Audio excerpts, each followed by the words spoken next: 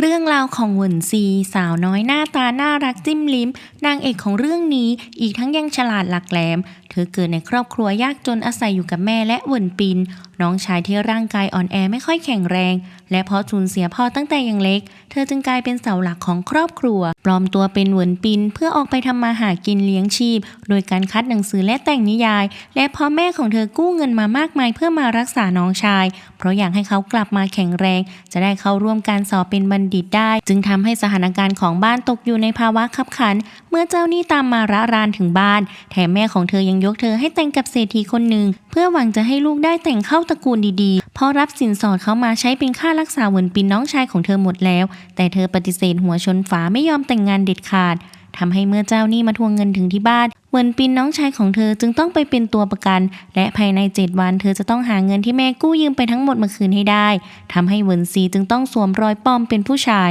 ใช้ชื่อของน้องชายตัวเองออกทำงานและต้องยอมรับงานสีเทาช่วยบัณฑิตคนหนึ่งทุจริตในการสอบเข้าเรียนเพื่อเป็นบัณฑิตในสถานศึกษาอวินซ่างแต่ในวันสอบจริงเธอกลับไปนั่งผิดที่ดันไปนั่งที่ข้างๆของเฟิงเฉินจินพระเอกของเรื่องนี้บุรุษรูปหล่อที่เธอมักบังเอิญเจอบ่อยๆไม่พอเธอยังบอกคำตอบข้อสอบให้เขาอีกเพราะคิดว่าเขาคือคุณชายที่เธอต้องมาช่วยเขาทำข้อสอบในวันนี้จึงถูกเขาเปิดโปงต่อหน้าผู้คุมเพราะไม่ชอบความอายุติธรรมที่เหล่าลูกขุนนางต่างใช้วิธีทุจริตเพื่อให้สอบผ่านผู้ช่วยทุกคนในครั้งนี้จึงถูกไล่ออกจากสนามสอบไปทั้งหมดทำให้เฒ่าแก่เฉานายจ้างที่เธอทำงานด้วยบ่อยๆอีกทั้งยังเป็นคนพาเธอไปแนะนำให้หัวหน้าบัณฑิตรู้จักเพื่อช่วยหางานนี้ให้เธอจึงรู้สึกเป็นกังวลว่าเธอคือคนที่ทำให้แผนการของเขาในครั้งนี้ล่มจึงต้องไล่นางเอกออกเช่นกันเพราะกลัวจะถูกไต่สวนมาถึงตัวเองแล้วจะพลอยเดือดร้อนไปด้วยแต่นับตั้งแต่เหตุการณ์วันนั้นพระเอกก็ออกตามหานางเอกตลอดเพราะรู้สึกถูกชะตากับเธออีกทั้งยังรู้สึกชอบในความเฉลียวฉลาดของเธออีกด้วยแต่เธอกลับเข้าใจผิดคิดว่าเขามาหาเรื่องตัวเองจึงพยายามหลบหน้าจนบังเอิญไปเจอเข้ากับคุณชายเลอร์บัณฑิตหนุ่มที่ชอบทำการค้าเขาจึงชวนเธอทำงานกับตนเธอจึงตกปากรับคำทันทีเพราะต้องการเงินไปไถ่ตัวน้องชายให้เร็วที่สุดเพราะใกล้จะครบกำหนดแล้วคุณชายเลอร์จึงให้เธอไปส่งหนังสือต้องห้ามเล่มหนึ่งให้ที่วัดร้างแห่งหนึ่งจากนั้นก็ไปหาพระเอกที่กำลังตามหานางเอกไปทั่วตลาดพร้อมกับบอกเขาว่าหากอยากเจอนางเอกคืนนี้ให้ไปที่วัดร้างแต่มันก็มีความเสี่ยงมากแนะนำให้เขาไม่ไปดีกว่าแต่สุดท้ายพระเอกก็เลือกที่จะไปเมื่อนางเอกนำหนังสือต้องห้ามไปมอบให้เขาตามที่คุณชายเลอร์บอกยังวัดร้างก็มีทหารกลุ่มหนึ่งบุกมาเพื่อจะจับพวกเขาซึ่งเป็นแผนการของหัวหน้าบัณฑิตที่ต้องการเล่นงานพระเอกในครั้งนี้ที่เขากล้าขัดแข้งขัดขาของตนในการสอบครั้งก่อนเพราะติดสินบนจากลูกขุนนางมาเมื่อแผนการล้มเหลวจึงทำให้เขาถูกพ่อตำหนิจึงต้องการสั่งสอนให้พระเอกอยู่ใต้การปกครองของตนไม่ให้กล้าหืออีกแต่สุดท้ายแผนก็ล้มเหลวอีกรอบเพราะพระเอกกับนางเอกสามารถซ่อนตัวจากทหารได้ก่อนแยกจากกันเขาจึงชวนเธอไปสอบเข้าเป็นบัณฑิตด้วยกันเพราะเห็นแววว่าจะมีอนาคตที่สดใสในราชสำนักแน่นอนแต่นางเอกปฏิเสธแต่ในที่สุดนางเอกก็ต้องยอมไปสอบเข้าเป็นบัณฑิตเพราะต้องการเงินอีกจำนวนหนึ่งเพื่อไปไถ่ตัวน้องชายออกมาจึงต้องกลับไปหาเฒ่าแก่เฉาอีกครั้งเขาจึงบอกว่าให้เธอไปสอบรอบ2เพื่อเข้าเป็นบัณฑิตโดยมีคนจ้างให้เงินมากถึง1,000 อีแปะเธอจึงตกลงทันทีซึ่งเป็นแผนการของพระเอกที่ต้องการให้นางเอกได้ร่ำเรียนเพื่อความก้าวหน้าไม่พอยังเขียนจดหมายแนะนำให้กับอาจารย์ด้วยตัวเองอีกด้วยทำให้นางเอกได้รับคัดเลือกเข้าเป็นบัณฑิตในรอบนี้ทันทีเธอจึงโกรธพระเอกมากที่เขาตามตื้อเธอไม่เลิกและแม้ว่าเธอจะได้เงินค่าจ้างจากงานครั้งนี้ไปไถ่ตัวน้องชายออกมาได้และได้เงินเดือนจากการเป็นบัณฑิตเพื่อนำมาใช้ผ่อนจ่ายค่าสินสอดที่แม่นำมาใช้จนหมดแล้วแต่เธอก็กังวลว่าความลับที่เธอปกปิดเอาไว้ว่าเป็นผู้หญิงนั้นจะถูกเปิดโปงเอาได้และแล้วก็ถึงวันที่ต้องย้ายเข้าหอสถานศึกษาเหล่าเพื่อนๆที่ได้ยินชื่อเสียงและความเก่งของเหวินปินชื่อน้องชายที่นางเอกนำมาสวมรอยใช้ต่างก็เข้ามาทำความรู้จักกับเธอเพราะอยากเป็นรูมเมทเพื่อนร่วมห้องกับเธอด้วยแต่นางเอกก็เอาแต่หลบหนีทุกคนจนเมื่อถึงเวลาต้องเข้าหอพักเธอจึงถูกจัดให้ไปพักกับรุ่นพี่เด็กโขงคนหนึ่งที่ไม่ยอมเรียนจบสักทีและเพราะนิสัยอันธพาลเก่งการต่อสู้จึงไม่มีใครกล้ายุ่งกับเขาแต่เพราะเขาไม่ค่อยสนใจเรียนไม่ค่อยกลับห้องนางเอกจึงขออยู่ห้องกับรุ่นพี่คนนี้ทันทีเพราะคิดว่าคงไม่มีปัญหาอะไรแต่แล้วก็ดูเหมือนฟ้ากลั่นแกล้ง เมื่อพระเอกไม่ขอพักห้อง VIP ตามที่หัวหน้าบัณฑิตจัดหาให้และขอเลือกพักห้องธรรมดาซึ่งห้องของรุ่นพี่ยังว่างอีกหนึ่งที่พอดีทำให้เธอจึงมีพระเอกเป็นรูมเมทเพิ่มอีกคนทำให้นางเอกรู้สึกกังวลจึงพยายามไล่เขาให้ย้ายออกห้องไปอย่างสุดฤทธิ์แต่เขาก็ไม่ยอมไปทำให้นางเอกรู้สึกหัวเสียมากจึงขัดตู้เพื่อระบายอารมณ์จนเกือบทำให้ไหเหล้าของรุ่นพี่หกล่วงลงมาใส่หัวแต่โชคดีที่พระเอกช่วยจับมันเอาไว้ได้ทำให้ทั้งสองคนได้ใกล้ชิดกันเมื่อเห็นใบหน้าหล่อแล้วหมดจดอยู่ใกล้ๆทำให้เธอรู้สึกใจเต้นแรงทำตัวไม่ถูกจึงรีบวิ่งออกจากห้องไปทันทีตกตอนเย็นสถานศึกษาจัดพิธีต้อนรับบัณฑิตขึ้นรุ่นน้องทุกคนจึงต้องนำของขวัญมามอบให้รุ่นพี่เพื่อแสดงความเคารพแต่เพราะนางเอกฐานะทางบ้านยากจนเธอจึงมีแค่ขนมธรรมดากล่องหนึ่งเท่านั้นทำให้รุ่นพี่สภาบัณฑิตไม่พอใจต่อว่าขนมของเธอเหมือนอาหารหมูแล้วขว้างทิ้งไปทำให้นางเอกโกรธมากจึงด่าพวกเขากลับว่าพวกเขาเป็นถึงรุ่นพี่เป็นถึงบัณฑิตแต่กลับดูถูกอาหารของคนจนทั้งที่กว่าพวกเขาจะได้กินอาหารแต่ละมื้อยากลำบากมากทำให้รุ่นพี่คนหนึ่งไม่พอใจจะตบนางเอกสั่งสอนพระเอกจึงเข้าไปขวางเอาไว้พร้อมบอกว่าของขวัญคือน้ำใจไม่ควรดูถูกไม่ว่าจะมาจากคนรวยหรือจนหัวหน้าบัณฑิตจึงต้องเข้ามาจัดการพระเอกจึงท้าให้เขากินขนมที่ถูกขว้างทิ้งลงพื้นเพื่อให้แสดงให้เห็นว่าเขาคู่ควรกับการเป็นผู้นำบัณฑิตจากนั้นตนเองก็กินให้ดูก่อนจนทั้งสองฝ่ายเกิดความบาดหมางกันขึ้นคุณชายเล่เห็นท่าไม่ดีจึงเข้ามายุติความตึงเครียดของสถานการณ์เอาไว้พร้อมทั้งกินขนมให้ดูอีกคนด้วยก่อนจะชมว่าอร่อยมากทำให้บัณฑิตคนอื่นๆจึงกินตามจากนั้นเขาก็ชวนทุกคนมาทำกิจกรรมกันต่อบัณฑิตหน้าใหม่ทุกคนจึงได้รับมอบหมายให้ทำภารกิจเป็นผู้ตรวจการทำตามใบคำสั่งลับเล่นเป็นผีน้อยในคืนนี้และให้นำของที่ใบคำสั่งเขียนเอาไว้มามอบให้กับท่านเทพซึ่งคือสภาบัณฑิตและทุกคนจะต้องทำภารกิจให้สำเร็จก่อนรุ่งสางด้วยหากใครทำภารกิจได้สมบูรณ์มากที่สุดคนนั้นจะได้สิทธิ์หนึ่งอย่างสามารถสั่งให้สภาบัณฑิตทำอะไรก็ได้หากใครทำไม่สำเร็จต้องถอดเสื้อผ้าแล้วกระโดดลงสระบัวและภารกิจที่นางเอกได้รับมาก็คือเชิญตัวสาวงามอันดับหนึ่งนามว่ามูเสี่ยวมานของหอไฉอินมาแสดงการกุศลที่สำนักศึกษาให้ได้ส่วนพระเอกได้รับภารกิจให้แอบเข้าตระกูลหานเพื่อหาดอกไม้หายาก3 ดอกจากหอเมฆามาถวายเทพเมื่อรู้ภารกิจของตนแล้วทุกคนก็แยกย้ายกันไปทันทีนางเอกจึงรีบไปที่หอไฉอินเพื่อไปหาแม่นางมู่ทันทีจนไปเจอนางถูกคุณชายขี้เมาคนหนึ่งลวนลามเข้าขณะกำลังทำการแสดงอยู่จึงเข้าไปช่วยทำให้นางซาบซึ้งใจมากนางเอกจึงแนะนำตัวกับนางว่าตนเองเป็นบัณฑิตใหม่และกำลังทำภารกิจอยู่จึงอยากเชิญนางให้ไปแสดงการกุศลหลังพิธียิงธนูที่จะมาถึงให้ซึ่งนางก็ตกลงพร้อมมอบพัดคู่กายให้นางเอกเพื่อแสดงให้เหล่าสภาบัณฑิตดูด้วยส่วนพระเอกเขาก็แอบปีนเข้าตระกูลหานไปเช่นกันแต่ในวันนี้กลับมีโจรชุดดำบุกไปก่อกวนที่นั่นไม่พอยังเที่ยวสร้างความวุ่นวายไปทั่วเมืองอีกทำให้ทุกคนต่างแตกตื่นคุณหนูเล็กของตระกูลซึ่งเป็นน้องสาวของหัวหน้าบัณฑิตจึงออกมาดูข้างนอกจึงบังเอิญเห็นพระเอกเข้านางจึงตกหลุมรักเขาทันทีเพราะเพิ่งอ่านนิยายรักมาพระเอกจึงรีบแนะนำตนเองกับนางว่าเขาเป็นบัณฑิตใหม่ที่ได้รับภารกิจมานางจึงรีบพาเขาไปซ่อนตัวในห้องทำให้พระเอกเกรงใจเพราะหากคนอื่นรู้เรื่องขึ้นมานางจะเสียหายได้แต่นางก็ไม่กลัวทั้งยังช่วยเขาหาดอกไม้หายาก3 ดอกตามภารกิจที่ได้รับมอบหมายด้วยซึ่งมันเป็นภาพวาดที่นางเก็บเอาไว้พระเอกจึงรีบปฏิเสธทันทีเพราะหากนำมันกลับไปด้วยผู้คนก็จะรู้ทันทีว่าเขาได้เข้ามายังห้องส่วนตัวของคุณหนูเล็กตระกูลหานที่สำคัญชื่อเสียงของนางก็จะดังพลอยด้วยจึงเลือกกลับไปรับโทษแทนทำให้คุณหนูเล็กยิ่งประทับใจในตัวเขาหลังจากทุกคนทำภารกิจเสร็จแล้วก็กลับมารวมตัวกันที่สถานศึกษาทันทีทำให้นางเอกถูกเพื่อนๆโหวตให้เป็นคนที่ทำภารกิจยอดเยี่ยมที่สุดในคืนนี้เพราะสามารถเชิญสาวงามอันดับ1มาได้เพราะนางนั้นไม่เคยออกนอกหอไฉอินมาก่อนที่สำคัญทุกคนยังจะได้ชื่นชมฝีมือการเล่นดนตรีที่เป็นเลิศของนางด้วยเธอจึงได้อภิสิทธิ์จากรุ่นพี่1 ข้อส่วนพระเอกก็ต้องถูกลงโทษเพราะทำภารกิจไม่สำเร็จจึงถูกรุ่นพี่นิสัยเสียหัวเราะเยาะว่าต้องโดดลงสระที่เขาเอาไว้ใช้ล้างกระโถนนางเอกจึงขอใช้สิทธิ์ที่ตนเองได้รับขอให้รุ่นพี่ไม่ลงโทษพระเอกเพราะต้องการตอบแทนที่เขาช่วยเธอเอาไว้เช่นกันทำให้คุณชายเลยรู้สึกประทับใจในตัวของทั้ง2 คนมากจึงอยากผูกมิตรด้วยเมื่อกลับไปถึงห้องพระเอกก็ขอบคุณเธอที่ช่วยเขาในวันนี้เธอจึงบอกว่าไม่ชอบติดหนี้ใครเพราะเขาช่วยเธอก่อนจึงอยากช่วยคืนเขาจึงขอโทษเธอเรื่องก่อนหน้านี้ด้วยที่คิดแทนเธออยากให้เธอสอบเข้าเป็นบัณฑิตจนทำให้ถูกดูหมิ่นหากเธอต้องการให้เขาชดใช้ก็ยินดีเธอจึงขอเขาแลกเป็นเงินแทนและเขาก็ต้องชดใช้ให้เธอไปตลอดชีวิตด้วย พระเอกจึงยิ้มออกมาด้วยความเอ็นดูพร้อมถามว่าแล้วดอกเบี้ยล่ะเธอคิดยังไงทำให้นางเอกยิ้มออกมาด้วยความพอใจด้านโจรชุดดำเขาถูกทหารไล่ล่าจนมาถึงสถานศึกษาแต่เพราะมีคำสั่งจากฮ่องเต้ห้ามทหารย่างไกลเข้าสำนักศึกษาจึงต้องถอยทัพกลับไป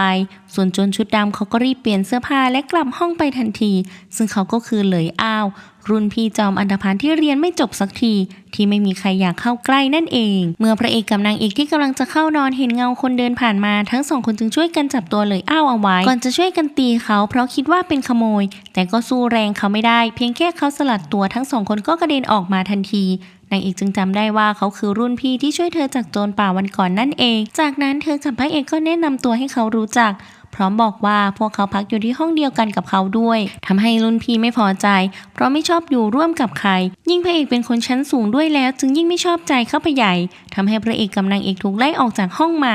คุณชายเลอร์ที่มาแอบดูเพื่อมาพนันกับเพื่อนๆเมื่อทุกคนแยกย้ายกันไปหมดแล้วจึงเข้าไปหาและชวนนางเอกไปพักที่ห้องของเขาก่อนนางเอกจึงพาพระเอกไปด้วยในระหว่างที่ทุกคนกำลังจะนอนหลับคุณชายเลิกก็เอาแต่คุ้นคิดว่าผู้ชายรูปร่างอ่อนแอนอย่างหวนปินนั้นแม้จะฉลาดอ่านเขียนเก่งแต่ฐานะทางบ้านทั้งยากจนและไม่มีภูมิหลังแต่ทำไมถึงเอาชนะใจมู่เสี่ยวม่านสาวงามอันดับหนึ่งได้เพราะแม้แต่คุณชายหานหัวหน้าบัณฑิตยังเอาชนะใจเธอไม่ได้เลยจึงรู้สึกสงสัยว่าเธอจะซ่อนของดีเอาไว้ในตัวหรือเปล่าจึงจะเอื้อมมือไปค้นตัวเธอดูแต่เธอกลับนอนพลิกตัวมือฟาดใส่เขาจนล้มไปนอนทับพระเอกซะก่อนจนทำให้พระเอกตื่นขึ้นมาทำให้คุณชายเลิศจึงทำการไม่สำเร็จซึ่งความจริงแล้วนางเอกแค่แกล้งเพราะยังไม่หลับเพราะกลัวจะถูกจับได้เช่นกันและแล้วการเรียนอย่างเข้มข้นก็เริ่มต้นขึ้นทั้งฝึกฝนร่างกายพื้นฐานและวิชาการนางเอกกับพระเอกต่างเป็นเพื่อนร่วมชั้นและรูมเมทที่ดีต่อกันคอยซัพพอร์ตกันอยู่ตลอดทุกอย่างจึงผ่านไปได้ด้วยดีทำให้ทั้งสองคนเริ่มสนิทสนมกันมากขึ้นเรื่อยๆจนกระทั่งใกล้ถึงวันงานแสดงการกุศลที่แม่นางมู่เสี่ยวม่านจะมาทำการแสดงเล่นดนตรีที่สถานศึกษาให้เหล่าบัณฑิตฟังทุกคนต่างล่ำลือกันไปต่างๆนานาว่าทำไมนางเอกถึงสามารถเชิญนางมาได้ทำให้คุณชายหานไม่พอใจจึงไปหาเรื่องเธอถามเธอว่าเธอใช้วิธีอะไรเธอจึงบอกกับเขาว่าแม่นางมู่แค่อยากมาเองเพราะไม่กล้าบอกความจริงไปว่าเห็นนางถูกลวนลามต่อหน้าจึงเข้าไปช่วยเพราะจะทำให้นางเสื่อมเสียได้ทำให้คุณชายหันได้ฟังก็โมโหเพราะคิดว่านางเอกไปเกี้ยวผู้หญิงของตนจึงจะเอาเรื่องพระเอกจึงคอยช่วยเธอเอาไว้รวมทั้งรุ่นพี่ด้วยเพราะคุณชายหันบุกมาหาเรื่องทั้งสองคนถึงห้องพักของตนก่อนคุณชายเลิศจะเข้ามาไกล่เกลี่ยแยกย้ายทุกคนให้กลับไปและไปคุยกับรุ่นพี่ให้รับนางเอกกับพระเอกอยู่ห้องด้วยแต่รุ่นพี่ซึ่งเป็นเพื่อนสนิทของคุณชายเลิศไม่ยอมเพราะไม่ชอบขี้หน้าพระเอกแต่สำหรับนางเอกหรือน้องเล็กนั้นเขาอนุญาตเพราะเคยช่วยเขาเอาไว้คุณชายเลิศจึงรีบสาธยายความดีของพระเอกที่คอยช่วยนางเอกตลอดให้ฟังว่าหากไล่เขาไปนางเอกก็ต้องไปด้วยแน่เพราะทั้งสองคนเป็นเพื่อนซีกันรุ่นพี่จึงยอมทำตามเพราะเห็นแก่เพื่อนเพราะรู้ว่าคุณชายเลิศเอาตัวเองไปพนันรีดไถเงินกับคนอื่นแน่ๆจึงยอมช่วยให้เขาชนะพนันในครั้งนี้จากนั้นรุ่นพี่ก็เดินเข้าไปพูดกับนางเอกว่าต่อไปให้เธอเรียกเขาว่าศิษย์พี่พระเอกจึงเดินเข้ามาบอกเธอเช่นกันว่าต่อไปให้เธอเรียกเขาว่าพี่เฟิงเช่นกันไม่พอพวกเขายังให้เธอนอนตรงกลางด้วยเพราะเห็นเธอดูบอบบางอ่อนแอกลัวจะไม่สบายแต่เพราะผ้าห่มของศิษย์พี่ไม่ได้ซักมานานเหม็นอับจนเขาก็ทนไม่ได้เองจึงมาแย่งผ้าห่มที่นางเอกแบ่งให้พระเอกห่มด้วยทำให้พวกเขาแทบตีกันเพราะเถียงกันไปมาจนนางเอกทนไม่ไหวจะร้องไห้ออกมาพวกเขาถึงหยุดเธอจึงตั้งมั่นในใจว่าเมื่อได้เบี้ยเลี้ยงของเดือนนี้แล้วจะลาออกทันทีแต่ก่อนจะถึงวันนั้นเธอต้องการที่จะอยู่อย่างสงบสุขให้ได้จึงไปขอคำชี้แนะจากคุณชายเลอเพราะดูเหมือนจะมีแค่เขาเท่านั้นที่เวลาพูดอะไรศิษย์พี่มักจะเชื่อฟังเขาจึงแนะนำให้เธอซื้อเหล้าชั้นดีไปให้ศิษย์พี่ดูก่อนจะมอบเงินถุงหนึ่งให้เธอไปเพื่อให้เธอทำงานให้กับเขาเป็นการตอบแทนนางเอกจึงรู้สึกไม่วางใจเพราะเคยถูกหลอกไปรอบหนึ่งแล้วคุณชายเลอจึงบอกว่าเขาแค่ต้องการทำธุรกิจร่วมกันกับเธอนั่นก็คือให้เธอแต่งนิยายต่อเพราะภาคแรกขายดีถล่มทลายทำเงินไปไม่น้อยพร้อมแบ่งเปอร์เซ็นต์ให้กับเธอด้วยดีกว่าไปขายให้กับร้านเถื่อนจะได้ไม่ถูกกดราคาอีกนางเอกจึงตกลงทันทีจากนั้นเธอก็รีบออกไปซื้อเหล้าทันทีเพื่อไปหว่านล้อมศิษย์พี่ให้เลิกทะเลาะกับพระเอกเขาจึงให้เธอดื่มคาราวะเขา3 จอกถึงจะยอมทำตามที่เธอขอทำให้นางเอกที่ไม่เคยดื่มมาก่อนถึงกับเมาแอไปไม่เป็นจึงพูดมากไม่หยุดและเกือบหลุดพูดความลับของตัวเองออกไปก่อนจะเดินโซเซเกือบล้มศิษย์พี่จึงต้องประคองเธอเอาไว้เธอจึงทวงคำสัญญาที่เขาให้ไว้ว่าจะไม่หาเรื่องพระเอกอีกและชมเขาไม่หยุดว่าเขาเป็นคนดีมากเขาจึงรีบปฏิเสธพร้อมบอกว่าเขาแค่ไม่มีทางเลือกต่างหาก จากนั้นเธอก็ทำท่าผะอืดผะอมจะอาเจียนออกมาสิทธิ์พี่จึงรีบพาเธอออกไปข้างนอกห้องทำให้คุณชายหันกับลูกสมุนของเขาออกมาเจอพอดีเพราะตอนนางเอกออกไปซื้อเหล้าลูกสมุนคนหนึ่งของเขาบังเอิญเห็นเข้าพอดีจึงรีบมารายงานให้เขารู้ทันทีเพื่อจะได้ไปจัดการเธอทำให้แม้สิทธิ์พี่จะพยายามปกป้องอ้างเหตุผลว่าเธอไม่สบายก็ยากที่จะหลุดมือคุณชายหันไปได้เพราะเขารอคอยเวลานี้มานานแล้วจึงอ้างกฎระเบียบของสำนักขึ้นมาว่าห้ามบัณฑิตซื้อเหล้าเข้ามาในสถานศึกษาเมื่อเขากระทำผิดก็ต้องรับโทษพระเอกจึงรีบเข้ามาช่วยอีกแรงว่าเธอดื่มเมามาจากข้างนอกแล้วต่างหากไม่ได้ซื้อเข้ามาระหว่างที่ทุกคนกำลังถกเถียงกันอยู่คุณชายเลิศก็ยื่นมือเข้ามาช่วยแต่ก็ไม่เป็นผลเมื่อคุณชายหานจะค้นหอพักของพวกเขาให้ได้เพื่อหาหลักฐานทุกคนจึงวุ่นวายไปหมดนางเอกจึงบอกให้ทุกคนหยุดก่อนจะอาเจียนใส่คุณชายหานทำให้เขาโกรธมากจึงจะนำเรื่องนี้ไปรายงานต่ออาจารย์ให้ได้จากนั้นก็กลับไปพระเอกจึงพานางเอกกลับเข้าไปในห้องสิทธิพี่กับคุณชายเลิศจึงตามไปด้วยจากนั้นเธอก็จับมือพระเอกกับสิทธิพี่ให้ปลองดองกันต่อไปพวกเขา3คนคือเพื่อนกันคุณชายเลิศจึงขอเป็นเพื่อนกับพวกเขาด้วยจากนั้นทุกคนก็ปล่อยให้นางเอกนอนพักวันต่อมาเมื่อนางเอกเข้าเรียนวิชาคุณธรรมเธอจึงถูกหักคะแนนและเบี้ยเลี้ยงที่ดื่มเหล้าเมาจนก่อเรื่องวุ่นวายไปทั่วทำให้เธอรู้สึกเซ็งคุณชายเลิศจึงเข้ามาทักและชวนเธอทำงานให้กับเขาแต่เธอปฏิเสธเพราะเชื่ออะไรเขาทีไรมักซวยตลอดเมื่อใกล้ถึงวันไหว้ครูทางสำนักศึกษาก็ให้บัณฑิตออกไปหาซื้อของขวัญ6 อย่างเพื่อมาไหว้ครูจึงอนุญาตให้ทุกคนออกไปข้างนอกเพื่อหาซื้อของได้ทำให้นางเอกได้บังเอิญเจอกับแม่นางมูเข้านางจึงเข้าไปทักเธอและยังชวนเพื่อนคนอื่นๆให้ไปร่วมชมงานประมูลภาพวาดที่หอไฉอินของตนด้วยแต่ทุกคนปฏิเสธมีเพียงพระเอกเท่านั้นที่ตกลงส่วนนางเอกก็ถูกแม่นางมูชวนไปดื่มน้ำชาด้วยกันและในที่สุดวันไหว้ครูก็มาถึงหลังจากไหว้ครูเสร็จนักศึกษาก็ได้กลับบ้านนางเอกจึงเล่าเรื่องต่างๆที่เธอได้เจอในสถานศึกษาให้แม่กับน้องฟังรวมทั้งนำการบ้านและสรุปเนื้อหาการเรียนต่างๆมาให้น้องศึกษาเล่าเรียนไปด้วยทำให้วนปินตื่นเต้นมากที่เธอได้ทำกิจกรรมมากมายแต่แม่กลับไม่พอใจเพราะเป็นห่วงที่ผู้หญิงอย่างนางเอกจะต้องไปอยู่ท่ามกลางชายชาตรีมากมายขนาดนั้นจึงอยากให้ลูกหาวิธีออกมาจากสำนักให้ได้เมื่อกลับมายังสำนักศึกษานางเอกบังเอิญเห็นศิษย์พี่กำลังถูกอาจารย์เรียกตัวไปสั่งสอนเป็นการส่วนตัวอยู่เมื่ออาจารย์ไปแล้วเธอจึงเข้าไปทักว่าเขาถูกอาจารย์ตำหนิขนาดนั้นแต่ทำไมถึงยังนิ่งอยู่ได้จิตพี่จึงเอาที่อุดหูออกให้เธอดูทำให้เธอปิ๊งไอเดียที่จะถูกไล่ออกจากสำนักศึกษาได้ขึ้นมานั่นก็คือทำตัวเป็นนักเรียนห่วยจึงเอาแต่ตามสิทธิ์พี่ต้อยๆเพื่อเรียนแบบพฤติกรรมของเขาเพราะอยากเป็นนักเรียนห่วยจะได้ถูกไล่ออกจากโรงเรียนทำให้สิทธิ์พี่รำคาญเธอมากแต่เมื่อเจอลูกตื้อของเธอเขาก็ยอมใจอ่อนทั้งยังสอนให้เธอเป็นนักเลงอีกแต่กลับทำให้เธอรู้สึกผิดเพราะดันไปรังแกเพื่อนที่พ่อเขากำลังป่วยหนักสิทธิ์พี่จึงเข้าไปปลอบใจเธอว่าเธอเหมาะจะเป็นบัณฑิตดีมากกว่าจะเป็นบัณฑิตเกเรแบบเขาทำให้พระเอกที่เห็นเหตุการณ์ทุกอย่างจึงเข้าไปคุยกับสิทธิ์พี่เพราะไม่อยากให้เขาพานางเอกเสียคนแต่กลับทำให้เขาไม่พอใจ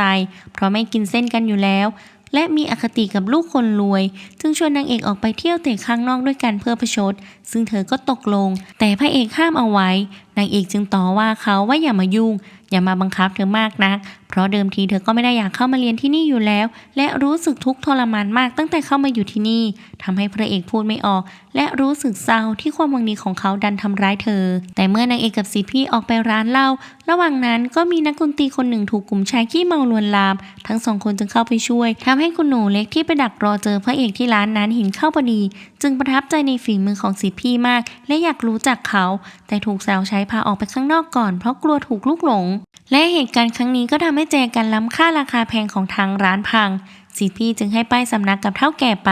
พร้อมบอกว่าพรุ่งนี้เขาจะหาเงินมาใช้ให้จากนั้นก็พานางเอกกลับสำนักซึ่งคุณชายหันกับเพื่อนๆมาดักรอเจอพวกเขาอยู่เธอจึงบอกเขาไปทุกอย่างที่เธอทำลงไปในวันนี้ทั้งรังแกเพื่อนแอบหนีไปข้างนอกดื่มเหล้าเมาและทะเลาะวิวาททำให้คุณชายหานพอใจมากเพราะจะได้มีข้ออ้างมาเล่นงานเธอได้เช้าวันต่อมาเฒ่าแก่ร้านเหล้าก็ได้มาโวยวายอยู่หน้าสำนักว่าเมื่อคืนมีนักศึกษาออกไปก่อเรื่องทะเลาะวิวาททำให้ข้าวของร้านของเขาเสียหาย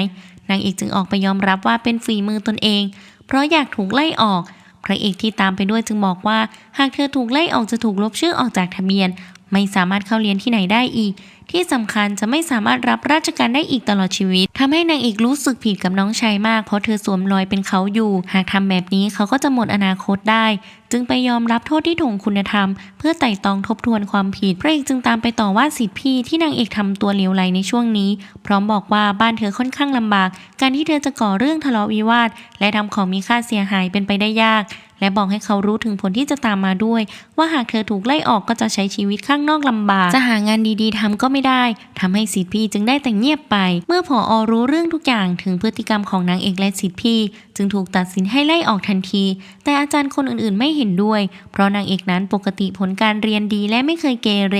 จึงอยากให้ลองไต่ตองดูก่อนผอ.จึงให้เปิดมติลงนามให้ทุกคนในสำนักศึกษาโหวตว่าจะไล่นางเอกกับสิทธิพี่ออกหรือไม่หรือจะให้โอกาสแก้ตัวคุณชายหาญจึงให้ลูกสมุนของตนไปบังคับรวบรวมรายชื่อให้ทุกคนโหวตไล่ทั้งสองคนออกทำให้ไม่มีใครกล้าช่วยเธอรุ่นพี่คนหนึ่งรู้สึกเห็นใจจึงบอกให้เธอรู้ว่าที่ทุกคนไม่กล้าช่วยเธอเพราะคุณชายหาญผูกชื่อเธอกับสิทธิพี่ในการโหวตครั้งนี้เข้าด้วยกันเดิมทีคนอื่นๆก็ไม่ชอบสิทธิพี่อยู่แล้วจึงอยากใช้โอกาสนี้ไล่เขาออกเธอจึงติดร่างแห่ไปด้วยส่วนด้านพระเอกเขาก็ไปตามสืบเรื่องที่เกิดขึ้นที่ร้านเหล้าเพื่อช่วยกู้สถานการณ์ครั้งนี้ให้ทำให้นางเอกจึงต้องเหงาอยู่คนเดียวเพราะใครๆก็ไม่กล้าเข้าใกล้เธอจนคุณชายเลิกอดสงสารไม่ได้จึงแนะนำให้เธอไปทำตัวน่าสงสารอ้อนให้สิทธิพี่เห็นใจดูเขาจะได้ใจอ่อนยอมแก้ไขเรื่องในครั้งนี้เพราะความจริงแล้วเขาเป็นคนขี้สงสารมากนางเอกจึงรีบไปทำตามคำแนะนำของคุณชายเลิศทันทีทำเสียงอ่อนอ้อนเสียงอ่อนเสียงหวานใช้ความน่าสงสารให้เขาเห็นใจทันทีจนเขายอมใจอ่อนยอมตกลงจะปรับตัวใหม่เพื่อช่วยเธอเพื่อให้เพื่อนๆยอมรับพวกเขา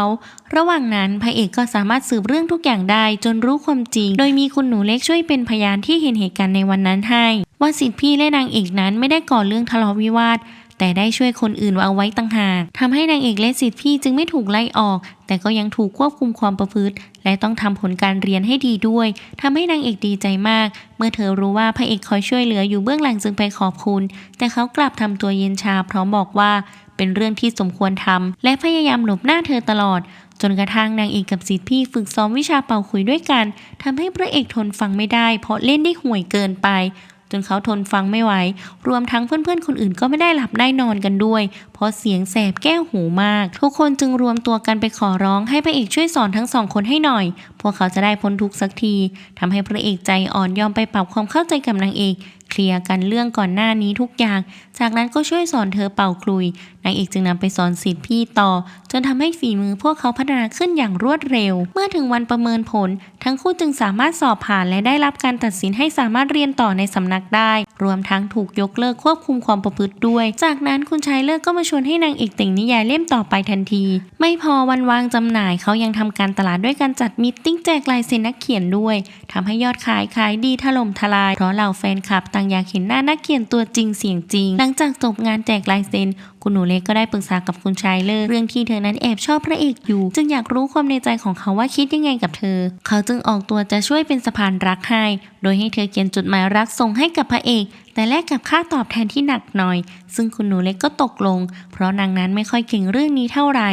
จากนั้นเขาก็ไปชวนนางเอกทำธุรกิจนี้ร่วมกันโดยกินส่วนแบ่งจากเธอนางเอกที่ร้อนเงินอยู่พอดีเพราะค่ายาหวนปินแพงขึ้นหลายเท่าตัวจึงตกลงทำทันทีคุณชายเลิศจึงนัดให้เธอได้เจอกับคุณหนูเล็กเพื่อคุยรายละเอียดงานกันจากนั้นก็เริ่มทำงานทันทีวันต่อมาพระเอกจึงนำจดหมายฉบับหนึ่งมาให้เธอดูเพราะเขาอ่านแล้วไม่เข้าใจความหมายทำให้นางเอกตกใจมากเพราะไม่คิดว่าผู้ชายที่คุณหนูเล็กชอบคือพระเอกไม่พอเขายังตอบปฏิเสธคุณหนูเล็กอย่างเด็ดขาดด้วยเธอจึงอยากเลิกรับงานนี้แต่คุณชายเลิกขู่เอาไว้หากเธอล้มเลิกกลางคันต่อไปก็จะไม่ทำการค้าด้วยอีกเธอจึงต้องเล่นตามน้ำเข้าไปช่วยเป็นสะพานรักให้กับคุณหนูเล็กเพื่อที่พวกเขาจะได้รับค่าจ้างต่อไปนางเอกจึงเขียนจดหมายรักส่งให้พระเอกทุกๆวันทำให้พระเอกยิ่งรู้สึกเบื่อหน่ายและตั้งใจจะไปปฏิเสธคุณหนูเล็กด้วยตัวเองทำให้นางเอกรู้สึกผิดจึงไปขอยกเลิกงานนี้กับคุณชายเลิศเพราะไม่ว่าเธอจะหวานล้อมพระเอกยังไงเขาก็ไม่มีท่าทีสนใจคุณหนูเล็กเลยจึงรู้สึกสงสารนางทำให้คุณชายเลิศจึงยอมยุติการทำการค้าเรื่องนี้แต่มีข้อแม้ว่าให้เธอเขียนจดหมายฉบับสุดท้ายก่อนแล้วค่อยจบงานนางเอกจึงเปลี่ยนมาเป็นวาดภาพคู่รักส่งให้เขาแทนทำให้พระเอกรับไม่ได้และหมดความอดทนในที่สุด รวมทั้งนางเอกก็ชอบทำตัวลับๆล่อๆในช่วงนี้ด้วยจึงแอบตามดูพฤติกรรมของเธอจึงได้รู้ว่าน้องปินตัวดีของเขานี่แหละที่ขายเขาให้กับคนอื่นทำให้นางเอกถูกจับได้พระเอกจึงเข้าไปอธิบายเรื่องทุกอย่างให้คุณหนูเล็กฟังพร้อมบอกนางว่าเขาไม่คิดเรื่องความรักในตอนนี้จนกว่าจะสอบติดราชการทำให้คุณหนูเล็กเสียใจมากจึงเดินหนีไปจากนั้นพระเอกก็มาดูนางเอกต่อที่เธอขายเขาเพื่อหาเงินทำให้นางเอกพูดไม่ออกจึงได้แต่ขอโทษพระเอกจึงต่อว่าเธอที่ไม่ตั้งใจเรียนมัวแต่ทำเรื่องไร้สาระทั้งที่รับปากเขาแล้วจนเธอโกรธเขาจึงเดินหนีไปและไปเห็นคุณชายเลิกกำลังคุยกับคุณหนูเล็กอยู่เธอจึงบอกความจริงทุกอย่างให้นางรู้ทำให้สาวใช้ของนางโกรธมากที่ถูกพวกเขาหลอกเอาเงินไปตั้งมากมายจึงรีบพานางเดินหนีไปทันทีคุณชายเลิกจึงโกรธนางเอกที่ทำเขาเสียลูกค้ารายใหญ่ไปเธอจึงชวนเขาทำงานใหม่ที่ไม่ต้องทำผิดศีลธรรมกันดีกว่าแต่คุณชายเลิกยังงอนเธออยู่จึงไม่สนใจเดินหนีไปอีกคนแต่เมื่อเขาเห็นเธอกลับมาทำหน้าหมาเงาอยู่ที่สำนักศึกษาเพราะขาดแหล่งหาเงินเขาก็อดเข้าไปช่วยไม่ได้จึงเสนอช่วยหางานใหม่ที่สุจริตให้เธอทำให้นางเอกดีใจมากแต่ความสัมพันธ์ของเธอกับพระเอกนั้นยังมึนตึงใส่กันอยู่แม้เธอจะพยายามเข้าไปง้อแต่เขาก็เอาแต่เมินเฉยไม่สนใจทำให้เธอรู้สึกหงุดหงิดใจเป็นที่สุดจนหลายวันผ่านไปเมื่อเห็นนางเอกทำหน้าหมดอะไรตายอยากเขาถึงยอมหายโกรธและพูดกับเธอทำให้นางเอกดีใจมากและเมื่อรู้ว่าหลายวันที่ผ่านมาเขาคอยช่วยเธอคัดลอกหนังสือเพื่อแลกเงินเพราะอยากให้เธอกลับมาตั้งใจเรียนเธอก็ยิ่งซึ้งใจ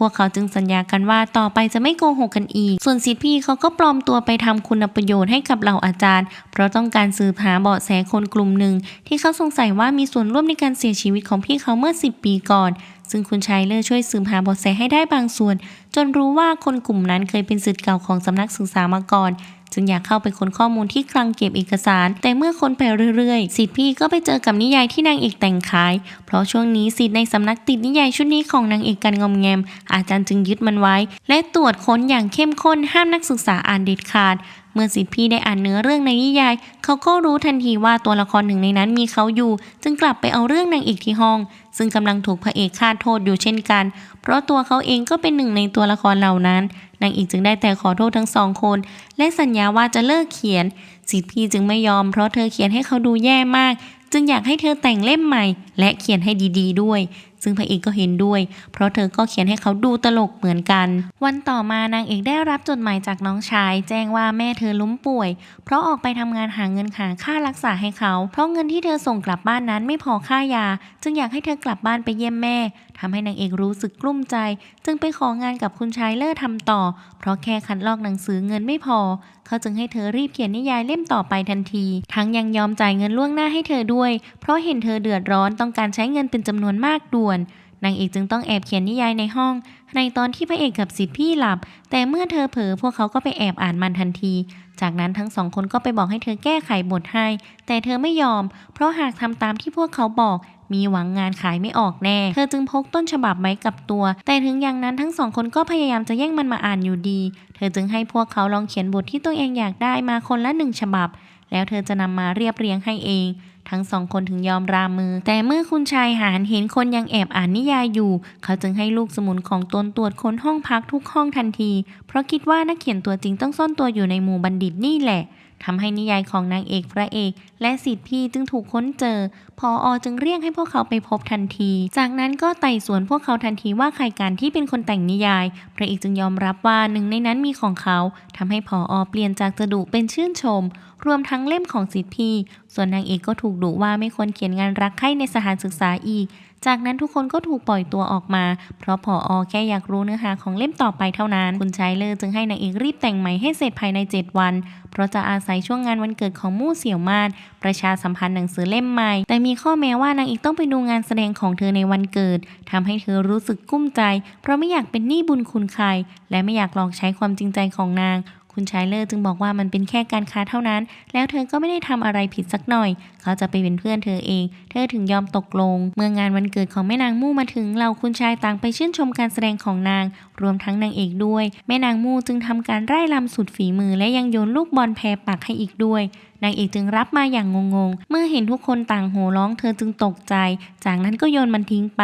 ทำให้แม่นางมู่เสียใจและหน้าเสียผู้คนจึงต่างนินทาว่าร้ายแม่นางมู่ว่าต่อไปจะมีชายใดกล้าแต่งงานกับนางเอกจึงรีบหยิบมันขึ้นมาใหม่และอ้างว่ามือลื่นแม่นางมู่จึงยิ้มออกมาด้วยความดีใจและเดินออกมาหาเธอ ทำให้คุณชายหานไม่พอใจมากเพราะแม่นางมู่คือผู้หญิงที่เขารักใคร่ชอบพอมาตั้งแต่เด็กๆคุณชายเลิศจึงเข้าไปขวางเอาไว้จากนั้นนางเอกกับแม่นางมู่ก็เข้าไปคุยกันอย่างห้องด้านในนางเอกจึงขอให้นางช่วยเขียนเทียบเชิญโฆษณานิยายให้ซึ่งนางนั้นได้เขียนเตรียมเอาไว้ตั้งนานแล้วเพราะตกลงกับคุณชายเลิศไว้ก่อนหน้านี้อีกทั้งยังแสดงออกชัดเจนว่านางมีใจให้นางเอกทำให้เธอรู้สึกกุ้มใจเพราะไม่อยากให้ความหวังใครเพราะตนก็เป็นผู้หญิงเหมือนกันหลังแยกกับแม่นางมู่แล้วนางเอกก็กลับไปเอาเทียบเชิญไปให้คุณชายเลิศและอยู่นั่งเขียนนิยายต่อที่ห้องของเขาจนถึงเช้าเขาจึงนั่งเฝ้าเธอจนเผลอหลับไปเธอจึงช่วยเอาผ้าห่มมาห่มให้จากนั้นก็ออกไปวันต่อมาข่าวลือเรื่องนางเอกรับลูกบอลแพรปากแพร่สะพัดไปทั่วสำนักทำให้ทุกคนต่างให้ความสนใจมากว่าเธอกับแม่นางมู่ไปถึงขั้นไหนกันแล้ว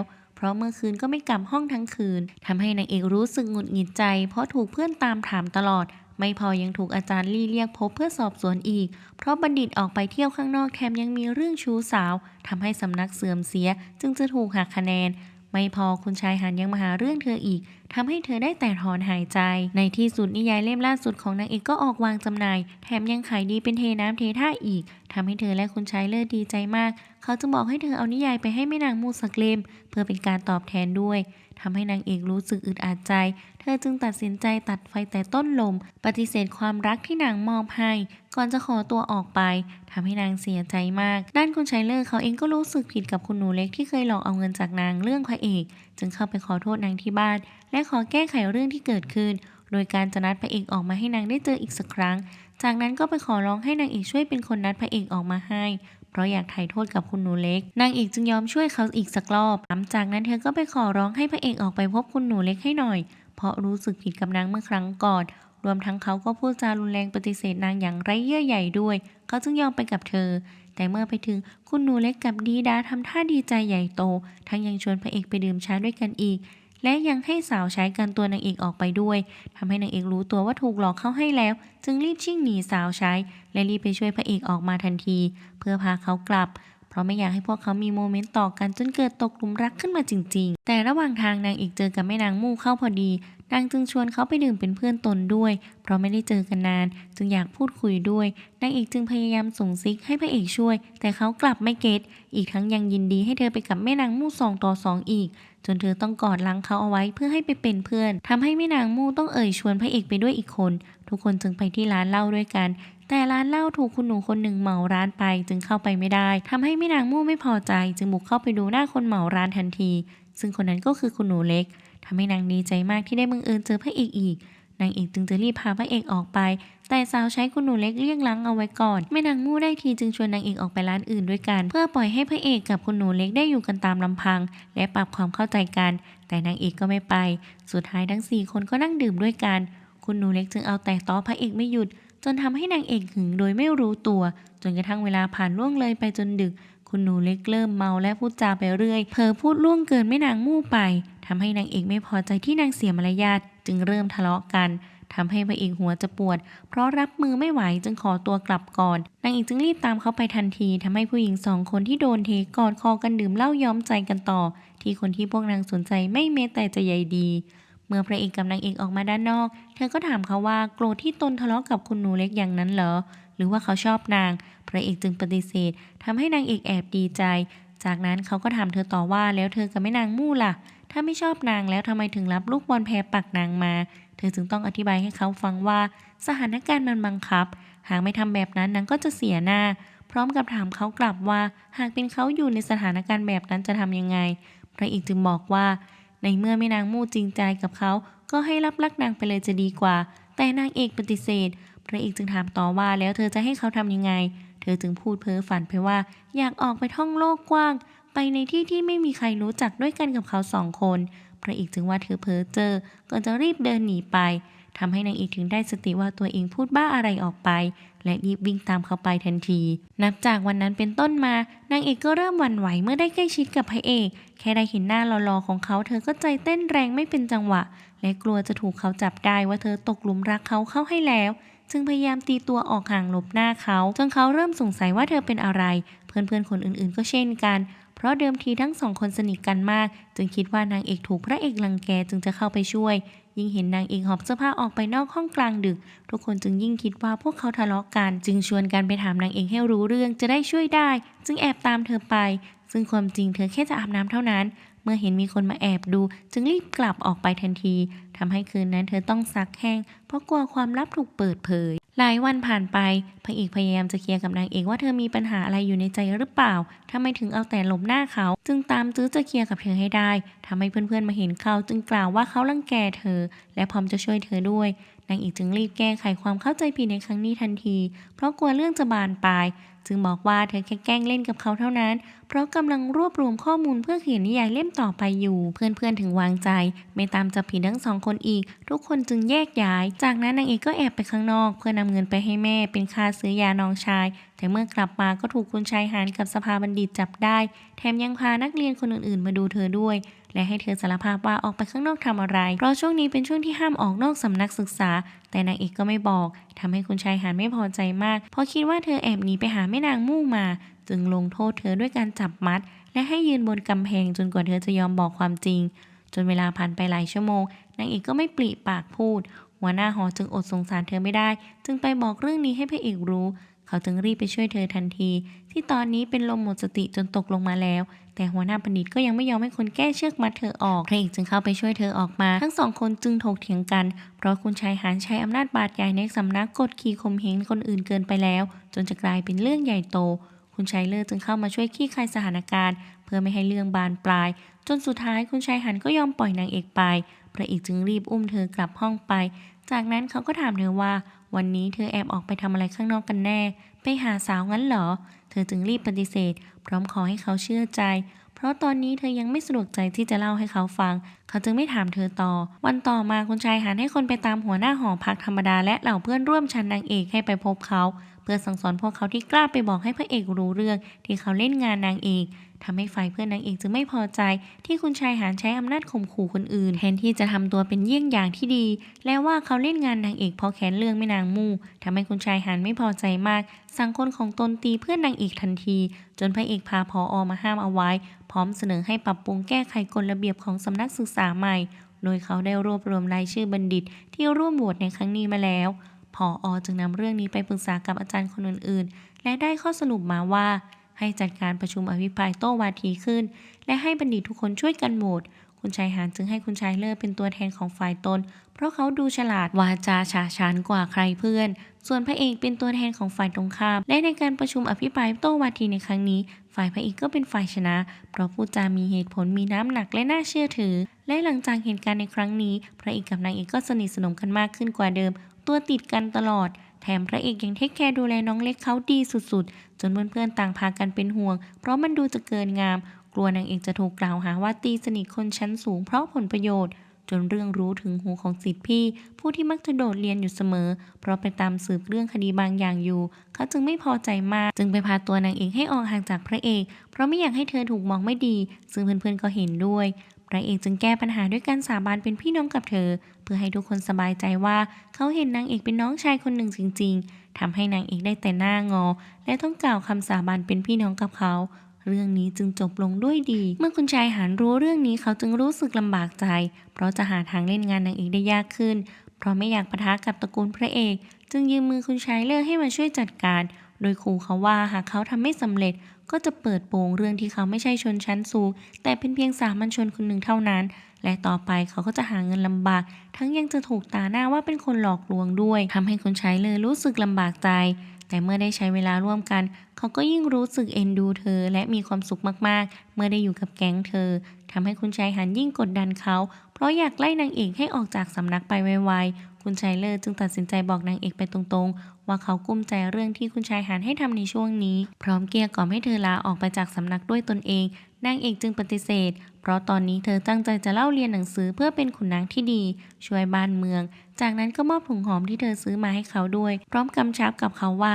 หากวันหน้าเขาได้ไปเป็นขุนนางก็คอยคุ้มครองเธอด้วยทำให้คุณชายเลิศจึงหนักใจขึ้นไปอีกที่เธอแสนดีกับเขาขนาดนี้และไม่สบายใจ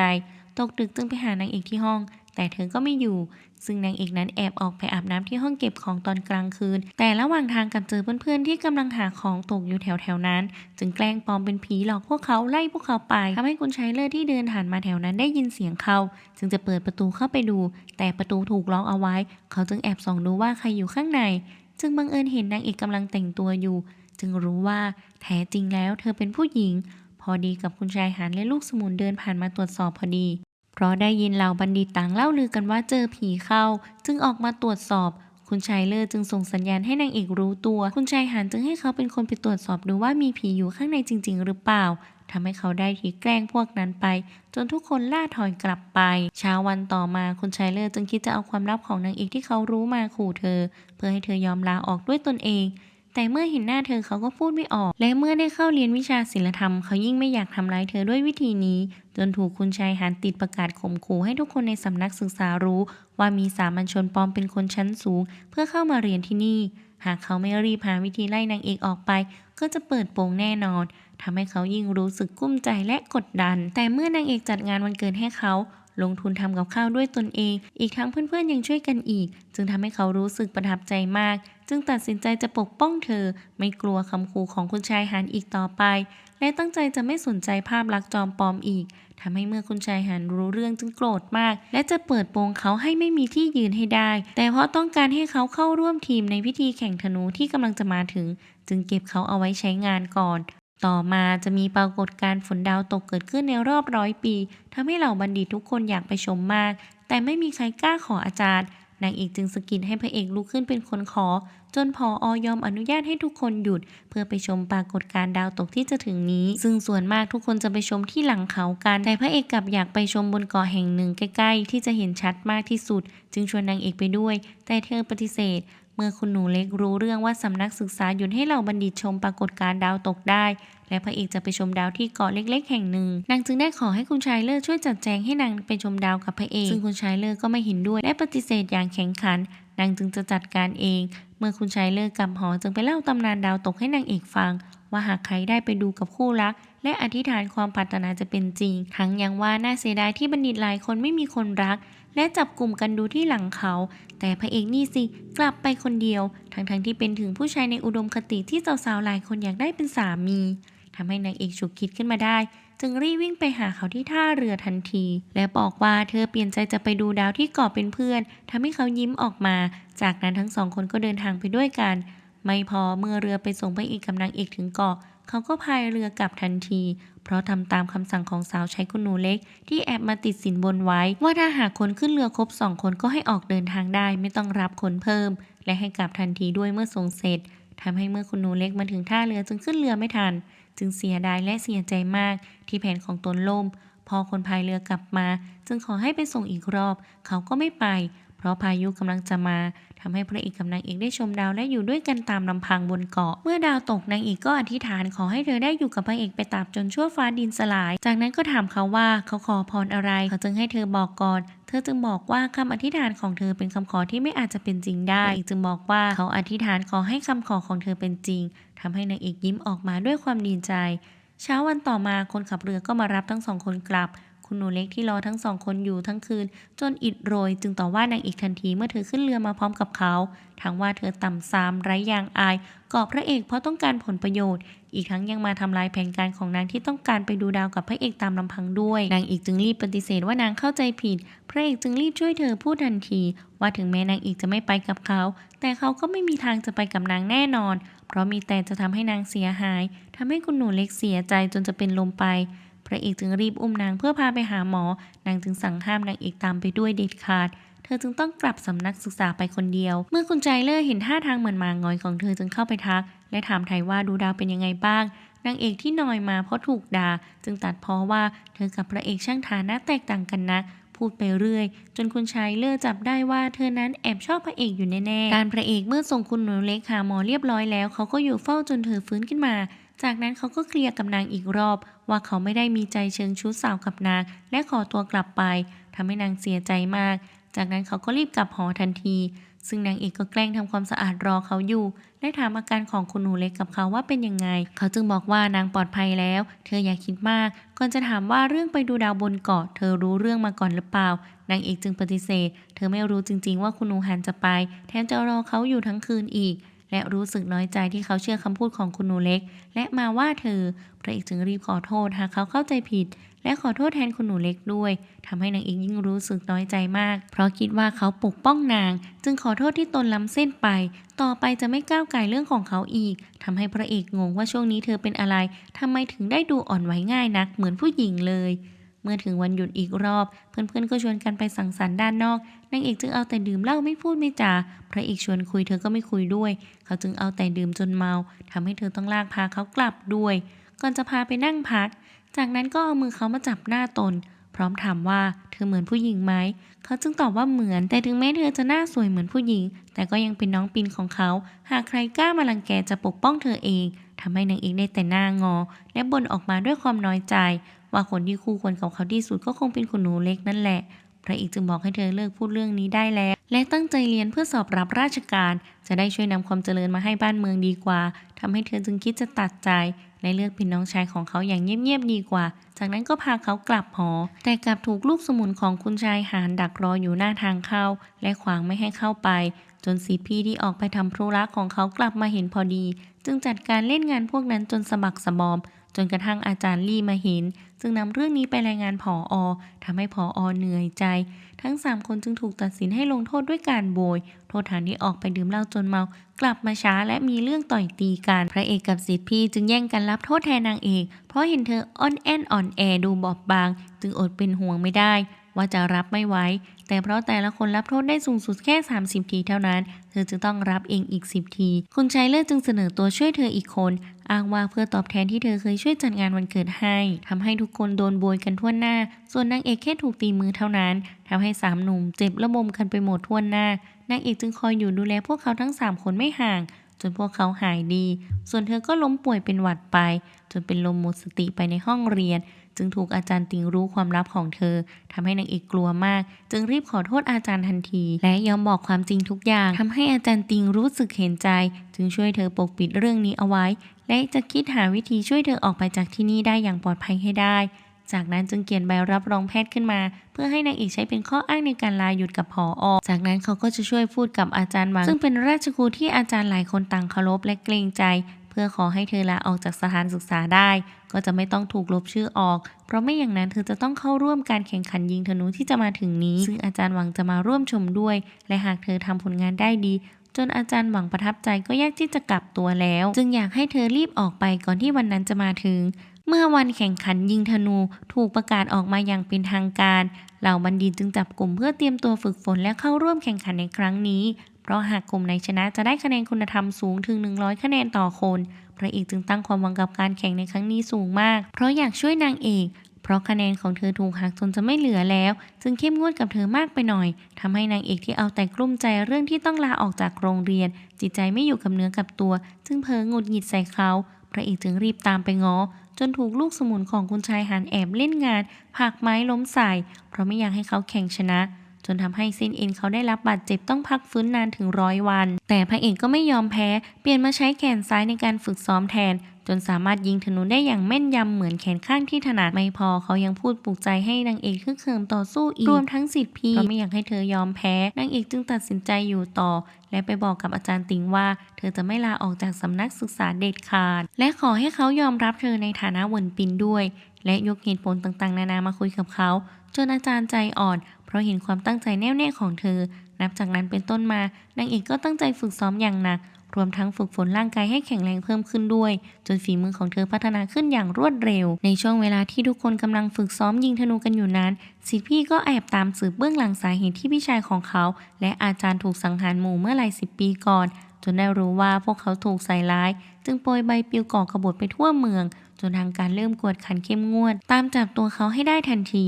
และเพราะเรื่องนี้จึงทำให้เขาไม่ค่อยชอบขี้หน้าพระเอกเพราะคิดว่าพ่อของเขามีส่วนรู้เห็นด้วยจึงมาคอยหาเรื่องอยู่เสมอจนพระเอกหมดความอดทนจึงถามเขาออกมาตรงๆว่าเขาทำอะไรให้ถึงไม่พอใจนักและหากคิดว่าสิ่งที่ตนทำนั้นดีและถูกต้องก็พิสูจน์ให้เห็นไม่ดีกว่าเหรอทำให้ศิษย์พี่ยิ่งอยากเอาชนะพระเอก รวมทั้งเห็นนางเอกทำท่าเป็นกังวลเรื่องคะแนนจึงยอมเข้าร่วมกลุ่มเพื่อแข่งยิงธนูในครั้งนี้ด้วยแต่เมื่อใกล้ถึงวันแข่งสิทธิพี่ก็ออกไปทำภารกิจของตัวเองก่อนและถูกเล่นงานจนบาดเจ็บเพราะติดกับดักศัตรูเข้าแต่โชคดีที่พ่อของเขาและอาจารย์เข้ามาขัดจังหวะจึงทำให้เขารอดไปอย่างบุดหวิดแต่บาดเจ็บหนักจึงถูกห้ามลงสนามแข่งเด็ดขาดและเพราะทหารที่ไล่ล่าเขานั้นสงสัยแล้วจึงกลัวว่าอาการบาดเจ็บของเขาจะเผยพิรุธออกมาและถูกจับได้แต่เพราะสิทธิพี่ได้สัญญากับนางเอกเอาไว้แล้วเขาจึงขอร้องอาจารย์ให้เขาเข้าร่วมแข่งขันในครั้งนี้ด้วยเพราะไม่อยากทำให้นางเอกผิดหวังในตัวเขาทำให้เมื่อนางเอกเห็นสิทธิพี่มาลงแข่งเธอจึงดีใจมากแต่ในรอบแรกเขาก็ทำผลงานไม่ค่อยดีเท่าไหร่เพราะเจ็บแผล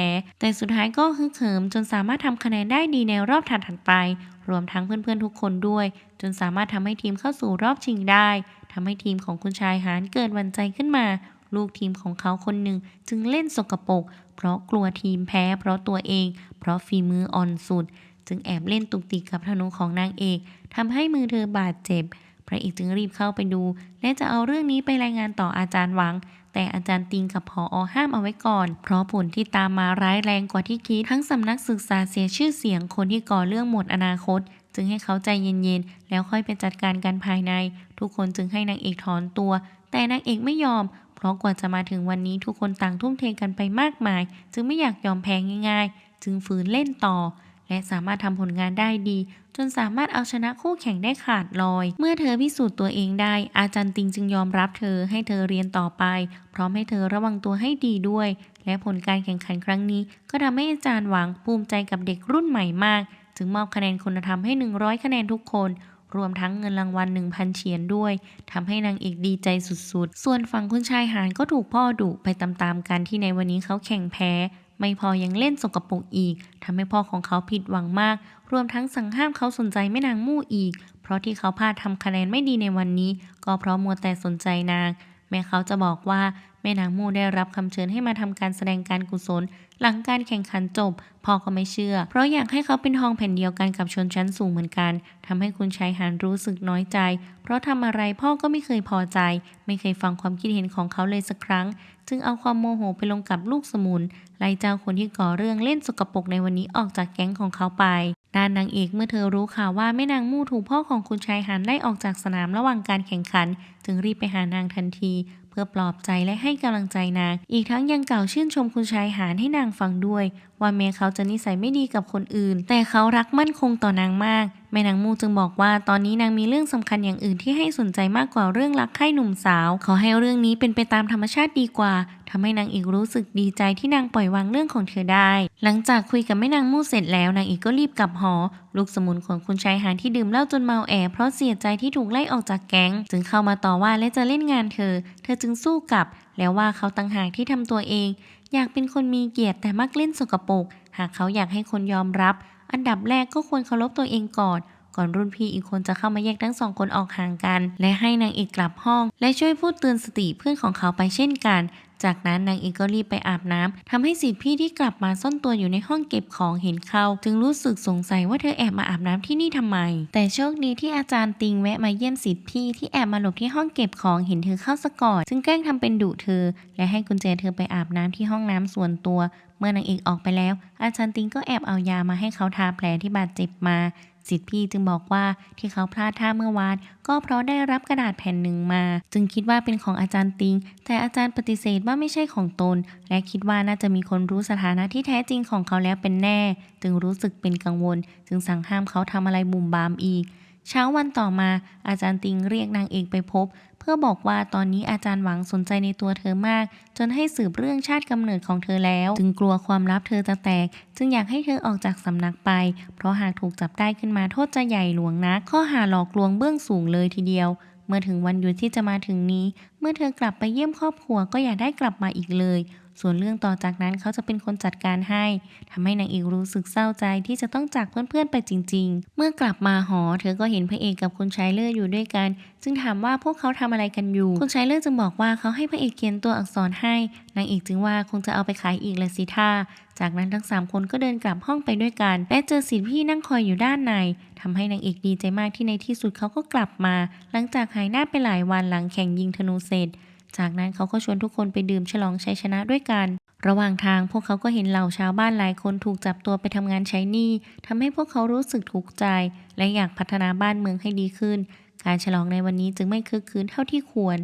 ในที่สุดก็ถึงวันหยุดกลับไปเยี่ยมญาติเพื่อนๆจึงนำของมาฝากเธอมากมายรวมทั้งยาสมุนไพรด้วยไม่พอคุณชายหาญเองที่รู้สึกละอายใจกับเรื่องการแข่งยิงธนูที่คนในทีมเขาเล่นสกปรกจึงอยากให้เธอยอมรับเขาจึงนำของไปให้ด้วยเช่นกันพร้อมกล่าวขอโทษเธอด้วยแต่ก็ไม่วายปากดีดูถูกเธอเช่นกันแต่นางเอกก็รับน้ำใจเอาไว้และชวนเพื่อนๆนำข้าวของมากมายที่เธอได้รับมาไปแจกจ่ายให้กับเหล่าชาวบ้านยากจนทำให้ชาวบ้านต่างเรียกพวกเขาว่า4วีรบุรุษรูปงามแห่งอวินซางหลังจากแจกจ่ายข้าวของให้เหล่าชาวบ้านเสร็จทุกคนก็แยกย้ายกันกลับบ้านมีเพียงคุณชายเลิศเท่านั้นที่ไม่มีบ้านให้กลับและเหงาอยู่คนเดียวต่อมาเกิดเรื่องใหญ่ขึ้นเมื่อพงเหตุหลินจือที่ต้องเตรียมส่งให้เป็นของบรรณาการให้กับราชสำนักที่คุณชายหาญเป็นผู้ดูแลรักษาเกิดหายขึ้นมาแถมในที่เกิดเหตุยังมีป้ายบัณฑิตของนางเอกหล่นเอาไว้ด้วยทำให้เธอถูกสงสัยเพราะเป็นคนที่ต้องการสมุนไพรมากที่สุดทำให้อาจารย์ติงต้องไปหาเธอที่บ้านและตามเธอกลับไปที่สำนักศึกษากับเขาทันที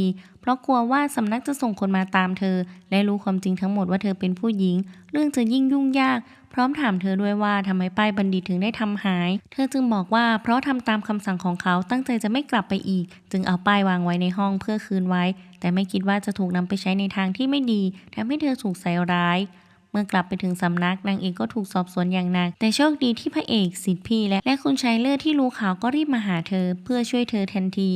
แต่หลักฐานทุกอย่างกับแน่นหนาชี้ชัดมาที่นางเอกแต่เธอก็ปฏิเสธเสียงแข็งจนผอ.เสนอไอเดียให้ไปค้นดูที่บ้านเธอก็น่าจะรู้นางเอกจึงรีบปฏิเสธทันทีและเปลี่ยนใจรีบบอกว่าเธอเอามันไปขายแล้วจากนั้นอาจารย์หวังก็เข้ามาและถามเธอว่าเธอเอาไปขายได้เงินเท่าไหร่เธอก็ทำท่าอึกอักอาจารย์ติงจึงบอกว่าให้พูดความจริงหากโกหกจะมีโทษหลอกลวงเบื้องสูงนางเอกจึงว่าเธอไม่รู้ด้วยซ้ำว่าหน้าตาผงเห็ดหลินจือเป็นอย่างไร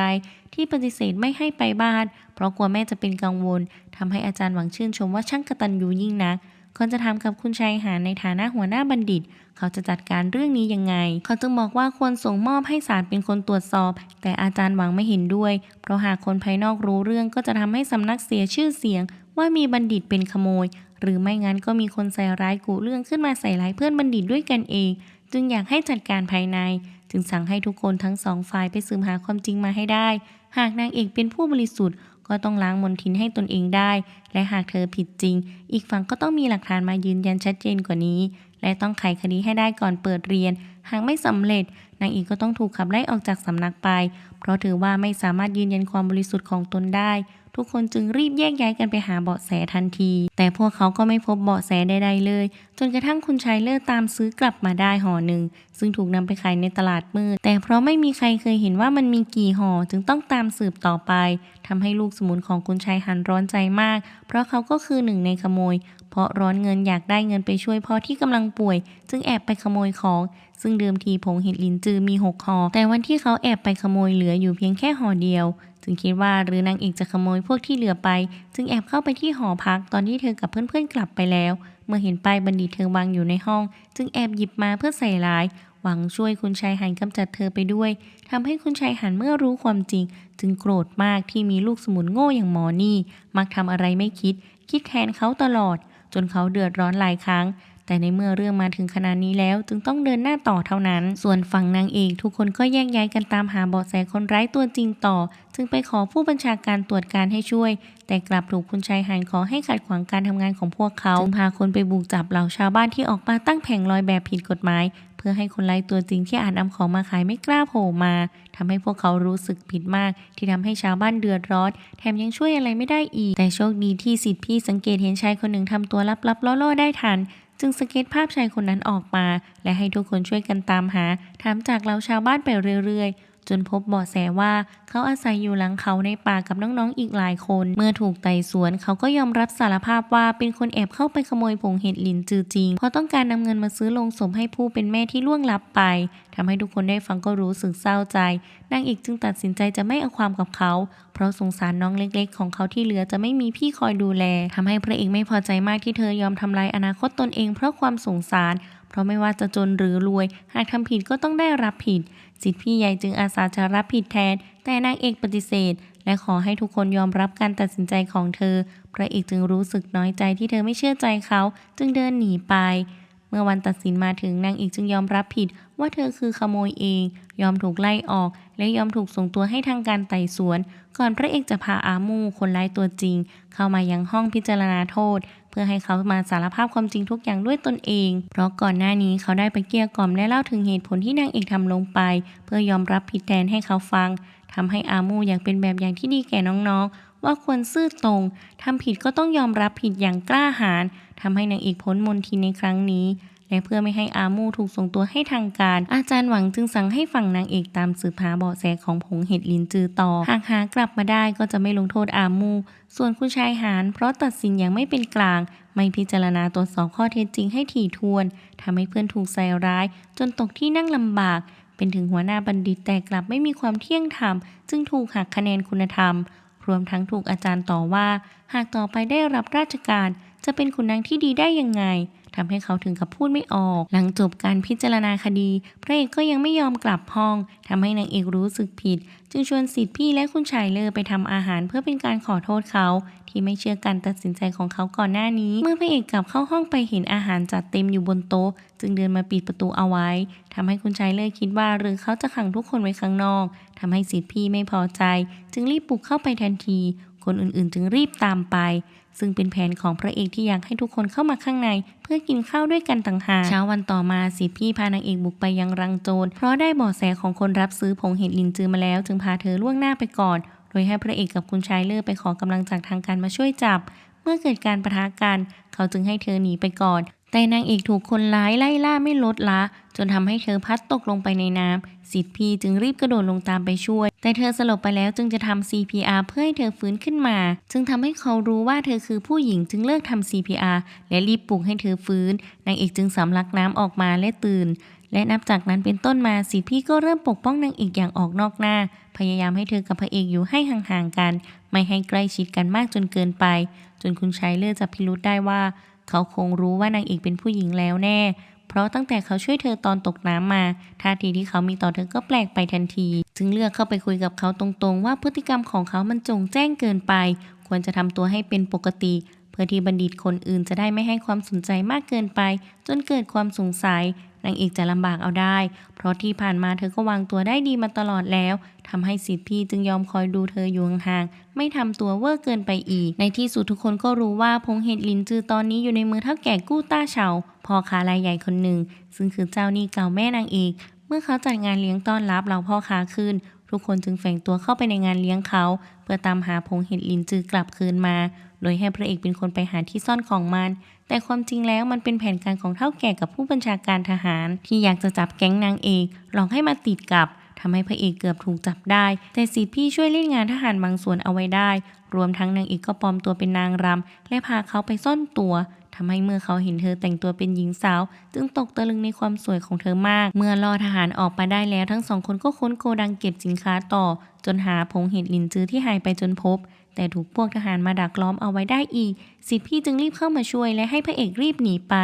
นางเอกจึงอาศัยช่วงชุลมุนรีบหนีออกไปกับกลุ่มนางรำเช่นกันเมื่อเฒ่าแก่กู้รู้ว่าของหายไปรวมทั้งมีคนหนีไปได้จึงรีบเนียนแก้ตัวกับคุณชายเลอและสิทธิพี่ที่ถูกทหารจับตัวเอาไว้ได้ทันทีว่าเขาไม่รู้เลยว่าของล้ำค่าอย่างผงเห็ดลินจือที่จะถูกนำไปส่งมอบเป็นเครื่องบรรณาการแก่ราชสำนักนั้นมาอยู่ที่โกดังสินค้าของตนได้ยังไงสงสัยจะเป็นหลานชายของเขาแน่เพราะก็มักทำการค้าเช่นกันจึงรีบขอโทษพวกเขาทันทีเรื่องราวในครั้งนี้จึงจบลงเพราะฝ่ายสำนักศึกษาก็ไม่อยากให้เป็นเรื่องใหญ่ไปกว่านี้เช่นกันหลังจากขี้คายคดีผงเห็ดลินจือได้ทุกอย่างก็กลับเข้าสู่ความสงบอีกครั้งแต่พระเอกกลับมีพฤติกรรมแปลกไปตั้งแต่เห็นนางเอกแต่งตัวเป็นผู้หญิงเพราะภาพสาวสวยหน้าตางามหวานเยิ้มยังติดตาเขาอยู่ไม่หายจึงไม่อาจทำตัวสนิทสนมกับเธอได้อีกและพยายามหลบหน้าเธอตลอดทำให้ทุกคนต่างสงสัยจึงลงมติกันว่าให้นางเอกไปถามเขาตรงๆว่าช่วงนี้เขาเป็นอะไรกันแน่นางเอกจึงไปคุยกับพระเอกว่าช่วงนี้เขาเป็นอะไรทำไมถึงเอาแต่หลบหน้าเขาจึงยอมรับตรงๆว่าสลัดภาพเธอตอนแต่งตัวเป็นนางรำไม่ได้เพราะมันสวยเกินไป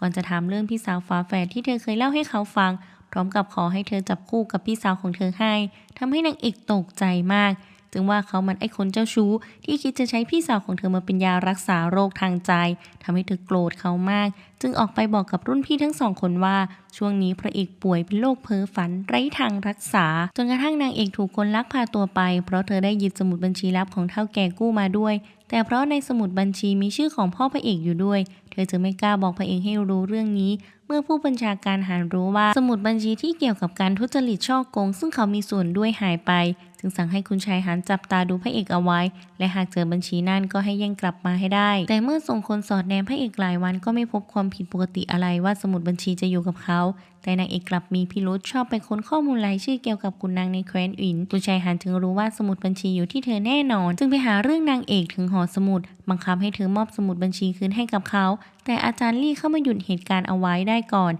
ทำให้พวกเขาไม่ได้อะไรกลับไปจากนั้นสีพี่ก็มาตามเธอกลับไปทำให้นางเอกรอดตัวไปได้ไม่ถูกอาจารย์ลี่บังคับให้มอบสมุดบัญชีให้อีกคนเมื่อกลับไปถึงหอสีพี่จึงให้เธอเล่าทุกอย่างให้เขาฟังให้หมดว่าทำไมแก๊งคุณชายหานถึงกลับมารังแกเธออีกและสมุดที่เธอพกติดตัวเอาไว้ตลอดมันคืออะไรช่วงนี้เธอแบกอะไรเอาไว้คนเดียวอยู่นางเอกจึงยอมเอาสมุดบัญชีออกมาให้สิพี่ดูพร้อมเล่าว่าเธอเจอมันซ่อนอยู่ใต้กล่องผงเห็ดหลินจือเมื่อวันก่อนโชคดีที่พระเอกไม่ทันเห็นเพราะมันมีชื่อของพ่อเขาอยู่ในนั้นด้วยว่าเป็นหนึ่งในขุนนางที่ทุจริตสิทธิพี่จึงเข้าใจความทุกข์ใจในช่วงนี้ของเธอจากนั้นจึงรีบพาเธอไปแอบคุยกันที่ห้องเก็บของเพื่อไม่ให้พระเอกได้ยินด้วยแต่เขากลับเดินผ่านมาเห็นพอดีจึงตามไป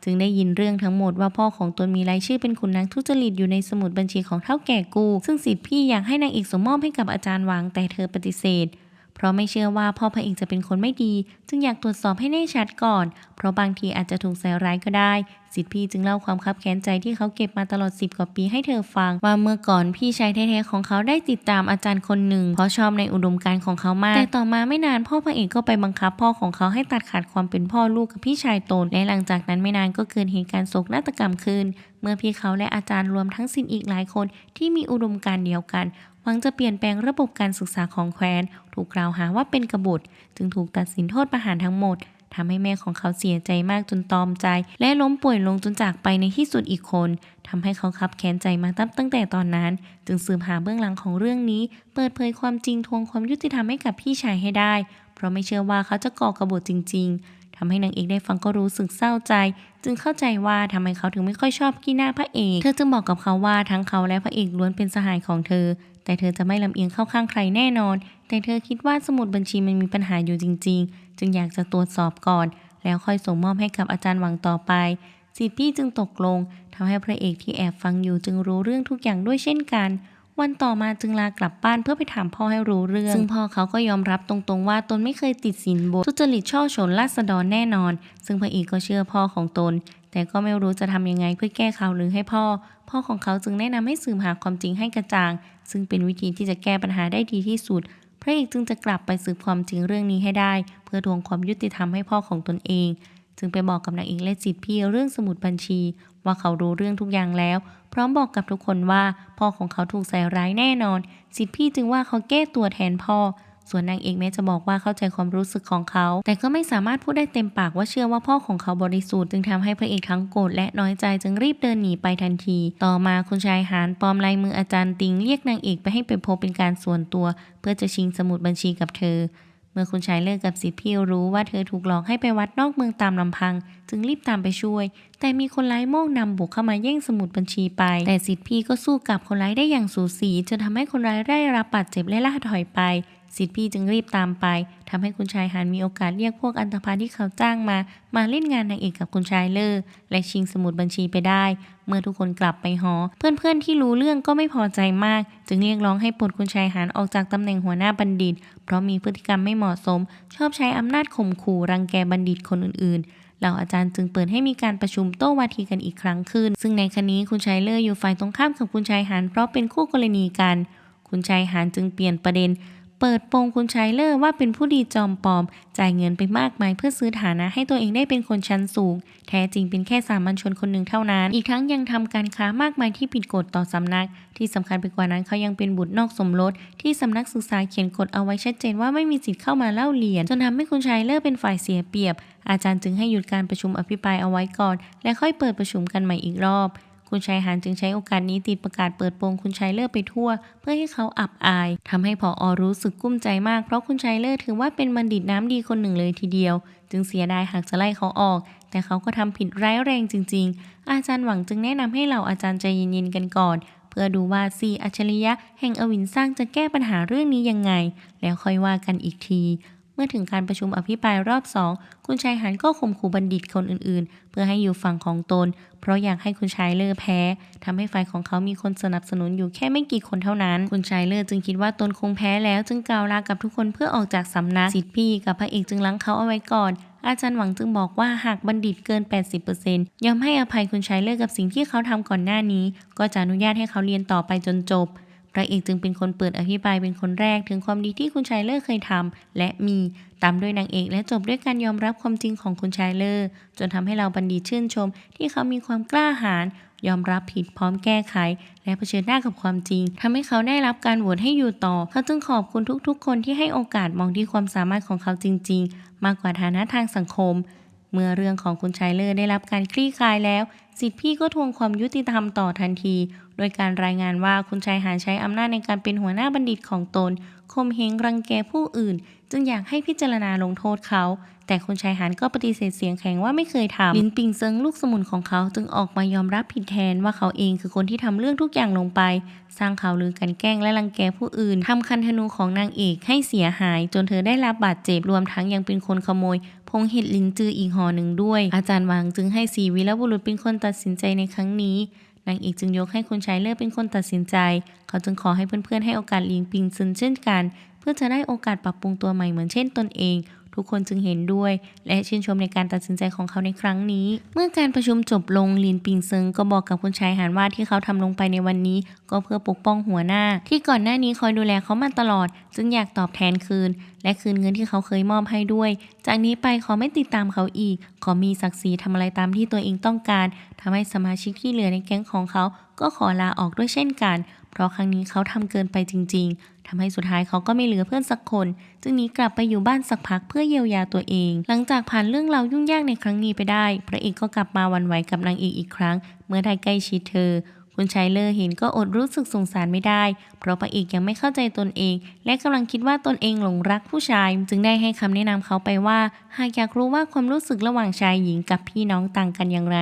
ก็ลองคบค้าสมาคมกับสตรีให้มากขึ้นเพราะเด็กเรียนอย่างเขาจะได้มีประสบการณ์ความรักบ้างพระเอกจึงยอมรับนัดกับคุณหนูเล็กเพื่อจะได้ทำความเข้าใจกับสตรีมากขึ้นบางทีอาการป่วยทางใจเขาจะดีขึ้นทำให้นางเอกที่แอบตามเขาออกไปในตอนเย็นจึงเห็นว่าเขาออกไปเจอกับคุณหนูเล็กเมื่อเห็นพวกเขาต่อกรรักกันจึงรู้สึกหึงจนไม่อาจทนฟังได้จึงกลับไปก่อนทำให้อาจารย์ติงเห็นเข้าจึงเรียกเธอไปพบเพื่อถามว่าช่วงนี้พระเอกไม่ค่อยมีสมาธิในการเรียนเกี่ยวกับเธอหรือไม่เธอจึงตอบว่าใช่แต่ว่าเธอยังไม่ได้บอกสถานะที่แท้จริงกับเขาทำให้อาจารย์ติงกังวลก่อนจะบอกให้เธอรู้ว่าเธอกับพระเอกนั้นฐานะต่างกันมากยากที่จะลงเอยกันได้แต่นางเอกก็ไม่อยากยอมแพ้จึงกลับไปเตรียมกับข้าวไว้ให้รอเขากลับมากินแต่พระเอกปฏิเสธบอกว่าทานกับคุณหนูเล็กมาแล้วทำให้เธอน้อยใจ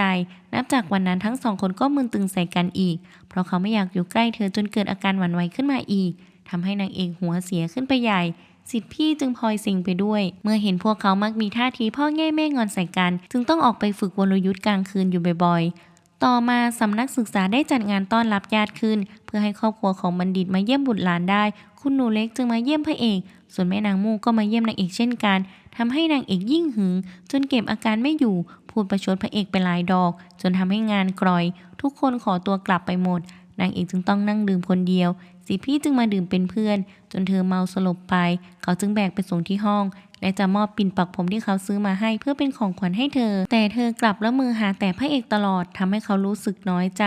สุดท้ายก็ไม่ได้มอบมันให้และตัดสินใจจะเปิดโอกาสให้นางเอกและพระเอกได้อยู่กันตามลำพังเพื่อเคลียร์กันด้านพระเอกเขาไปส่งคุณหนูเล็กที่บ้านจนทำให้คุณชายหานเห็นเข้าจึงไปถามยังเชิงกับน้องสาวดูจนรู้ว่าเธอแอบชอบพระเอกอยู่จึงนำเรื่องนี้ไปเล่าให้พ่อของตนฟังทำให้พ่อของเขาพอใจมากเพราะอยากเกี่ยวดองกับตระกูลพระเอกที่เป็นตระกูลใหญ่อยู่พอดี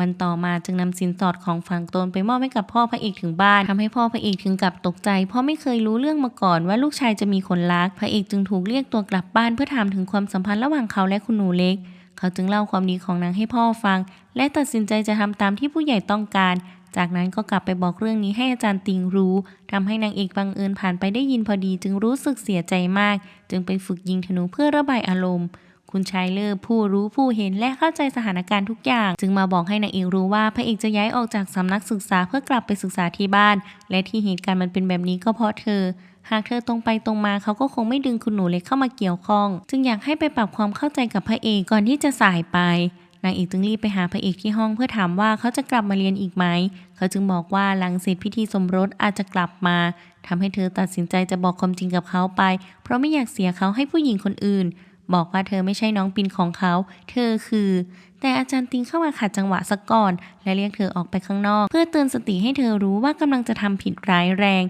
แต่นางเอกไม่สนเพราะคิดว่ายังไงพระเอกก็ไม่เปิดโปงเธอแน่อาจารย์ติงจึงบอกว่าหากเธอสารภาพรักกับเขาพร้อมบอกว่าตัวเองเป็นผู้หญิงและหากเขาใจตรงกับเธอผลลัพธ์ที่ตามมาอาจร้ายแรงจนยากจะคาดเดาไม่ว่าครอบครัวเธอพระเอกหรือตัวเธอเองก็ตามทำให้นางเอกได้แต่เสียใจและไม่อยากทนแบกรับอะไรอีกแล้วเพราะเจ็บปวดใจเหลือเกินส่วนด้านสิทธิพี่เพราะต้องการเร่งหาคนที่อยู่เบื้องหลังใส่ร้ายพี่ชายของเขากับอาจารย์จึงโปรยใบปลิวไปทั่วเมืองรวมทั้งเนื้อหาในสมุดบัญชีด้วยทำให้เฒ่าแก่กู้กลุ้มใจมากกลัวจะถูกเปิดโปงผู้ตรวจการจึงบอกว่าคนที่ขโมยสมุดบัญชีในครั้งนั้นไปคือเหวินปินจึงคิดว่าน่าจะเป็นคนที่เกี่ยวข้องกับเธอแน่ที่เป็นโจรชุดดำป่วยใบปลิวทำให้เฒ่าแก่กู้แปลกใจเพราะเหวินปินนั้นป่วยออดแอดอยู่จะมาเป็นบัณฑิตอวินสร้างได้ยังไงจึงให้คนไปจับตัวนางเอกมาในขณะที่เธอจะออกไปเจอกับพระเอกเพราะอยากเคลียร์ใจกับเขาโดยให้คุณชายเลิศช่วยนัดเขาออกมาให้ทำให้เมื่อพระเอกไปยังจุดนั้นพบจึงไม่เจอเธอแต่เห็นขบวนเกี้ยวคันหนึ่งผ่านหน้าไป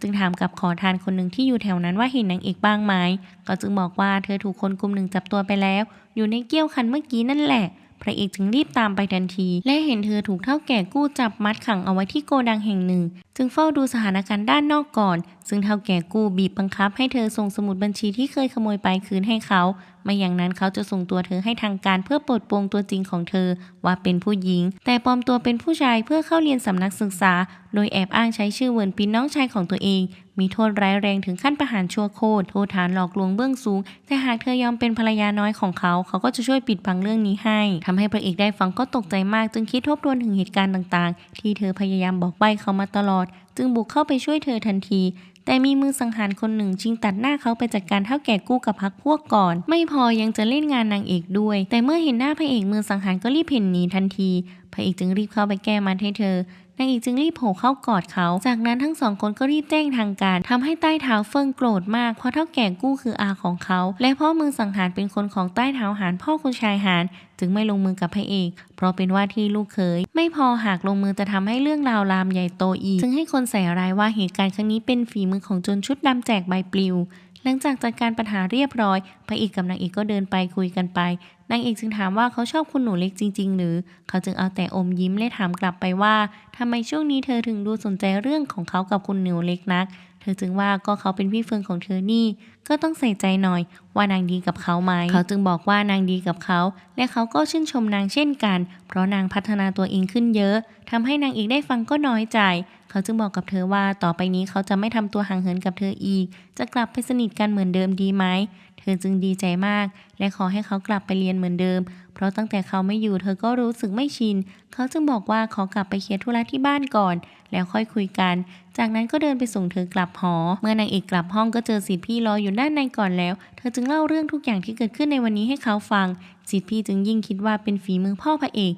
ที่ต้องการจัดการคนเพื่อปิดปากแน่นอนเพราะในสมุดบัญชีมีชื่อของเขาอยู่มากมายวันต่อมาคุณหนูเล็กปลอมตัวเป็นบัณฑิตเพื่อไปหาพระเอกที่บ้านทำให้เขาเข้าใจผิดนึกว่าเป็นนางเอกจึงเข้าไปสวมกอดจากด้านหลังเมื่อนางหันหน้ามาเขาก็รีบปล่อยมือทันทีแต่คุณหนูเล็กกลับดีใจมากจึงยิ่งอยากแต่งงานกับเขาเร็วๆให้เขารีบไปสู่ขอเธอพระเอกจึงอ้างว่าช่วงนี้เขาเรียนหนักจึงไม่มีเวลาและขอให้นางกลับไปก่อนนางจึงบอกว่าจะรอเขาจากนั้นก็กลับไปพอกลับเข้ามาในห้องบ่าวรับใช้ก็ได้เตรียมมื้อเช้ามาให้พระเอกจึงจำกับข้าวหน้ายิ้มได้ว่าเป็นฝีมือของนางเอกแน่นอนจึงถามกับบ่าวรับใช้ว่าที่เรือนมีพ่อครัวมาใหม่งั้นหรือจากนั้นก็แกล้งถูกยาพิษเข้าทำให้นางเอกรีบวิ่งออกมาดูทำให้เขาหัวเราะชอบใจมากที่แกล้งเธอได้สำเร็จและตัดสินใจยกเลิกงานแต่งงานกับคุณหนูเล็กเก็บข้าวของกลับสำนักศึกษาพร้อมนางเอกทันทีทำให้เพื่อนๆต่างดีใจมากที่เขากลับมาเรียนจึงชวนกันออกไปฉลองข้างนอกและระหว่างทางกลับก็เห็นคุณชายหานที่ดื่มเหล้าจนเมากำลังถูกพวกอันธพาลลุมตีอยู่ข้างทาง เพราะไปปากดีว่าพวกเขาก่อนทุกคนจึงเข้าไปช่วยเขาและพาเขากลับสำนักศึกษาไปด้วยไม่พอคุณชายเลอยังพาเพื่อนเก่ามาช่วยกันดูแลและทำความสะอาดห้องให้เขาอีกทำให้เขาซึ้งใจมากและพร้อมจะกลับตัวเป็นคนใหม่ที่เข้มแข็งและทำในสิ่งที่ถูกต้องซึ่งทุกคนก็พร้อมที่จะให้โอกาสไม่พอความสัมพันธ์ระหว่างเขากับนางเอกก็ยังดีขึ้นด้วยเพราะเธอเป็นคนช่วยทำแผลที่มือให้เขาทำให้เขาจึงเลิกอคติกับเธอเพราะถึงเขาจะเคยกลั่นแกล้งเธอมามากมายสุดท้ายเธอก็ไม่เคยเก็บมาใส่ใจและแค้นเคืองเขาที่สำคัญพวกเขายังจับฉลากได้เป็นคู่ร่วมแข่งชิงชัยที่จะถึงนี้ด้วยและในการแข่งขันครั้งนี้อาจารย์ลี่ก็ได้เป็นอาจารย์ผู้ดูแลกิจกรรมเพียงคนเดียวเพราะอาจารย์ติงขอลาไปทำธุระต่างเมืองซึ่งความจริงเพื่อไปตามหาเบาะแสของคนผู้หนึ่งและบังเอิญได้เจอกับอาจารย์ฉินสหายเก่าพอดีทั้งสองคนจึงได้พูดแลกเปลี่ยนถึงเรื่องฎีกาที่ถูกสับเปลี่ยนเมื่อหลาย10 ปีก่อนว่ามันเกิดขึ้นได้ยังไงอาจารย์ฉินจึงบอกว่าเขาเป็นคนใส่ฎีกาตัวจริงลงในกล่องเองแต่ระหว่างจะเดินทางไปส่งที่เมืองหลวงก็เกิดป่วยกระทันหันจึงมอบหมายให้สหายอีก3 คนเป็นคนจัดการต่อเรื่องหลังจากนั้น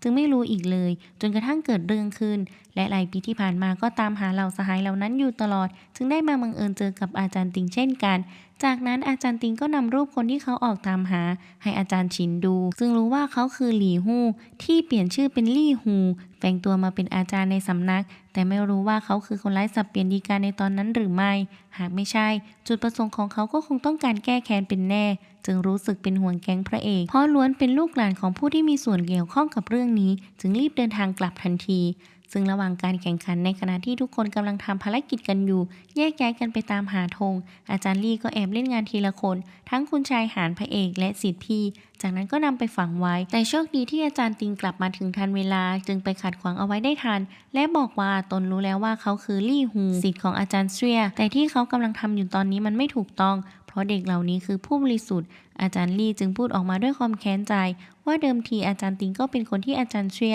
ยให้ความสำคัญแต่กลับไม่เคยคิดแก้แค้นทวงความยุติธรรมคืนความบริสุทธิ์ให้กับเขาและลูกศิษย์ที่ต้องสังเวยชีวิตเพราะถูกใส่ร้ายจนเขาต้องตามสืบเรื่องทุกอย่างจนรู้ว่าใครเป็นผู้ร้ายที่อยู่เบื้องหลังจึงพุ่งเป้ามาที่เหล่าลูกชายของคนพวกนั้นเพื่อให้ชดใช้อาจารย์ติงจึงรีบลังเขาไว้เพราะบอกว่าเขาได้เจออาจารย์ฉินมาแล้วซึ่งเขาเองก็ตามสืบเรื่องนี้มานานหลายปีเหมือนกันแต่ไม่เคยพบข้อมูลว่าพ่อพระเอกมีส่วนเกี่ยวข้องเรื่องนี้อาจมีคนจงใจให้เขาคิดแบบนั้นแน่จึงอยากให้เขาใจเย็นๆและสืบกันใหม่อีกทีแต่ตอนนี้ให้ปล่อยเหล่าบัณฑิตไปก่อนแต่เขาก็ไม่ยอมเพราะครอบครัวของอาจารย์เขาและเหล่าบัณฑิตก็ไม่มีใครรอดชีวิตจากเหตุการณ์ในครั้งนั้นเลยสักคนอาจารย์ติงจึงบอกว่าพ่อของศิษย์พี่นางเอกที่ตอนนั้นได้รับมอบหมายให้จัดการกบฏไม่ได้สังหารครอบครัวอาจารย์เชียเขาได้แอบช่วยเหลือปล่อยตัวคนในครอบครัวของอาจารย์ไปซึ่งลูกของอาจารย์เชียตอนนี้ก็โตและได้เป็นบัณฑิตเรียนอยู่ที่สำนักศึกษาด้วยและคนคนนั้นก็คือนางเอกทำให้นางเอกที่ยืนแอบฟังตั้งแต่ต้นได้ยินก็ตกใจจึงเดินเข้าไปหาอาจารย์ทั้ง2 คนทันทีอาจารย์ติงจึงบอกว่า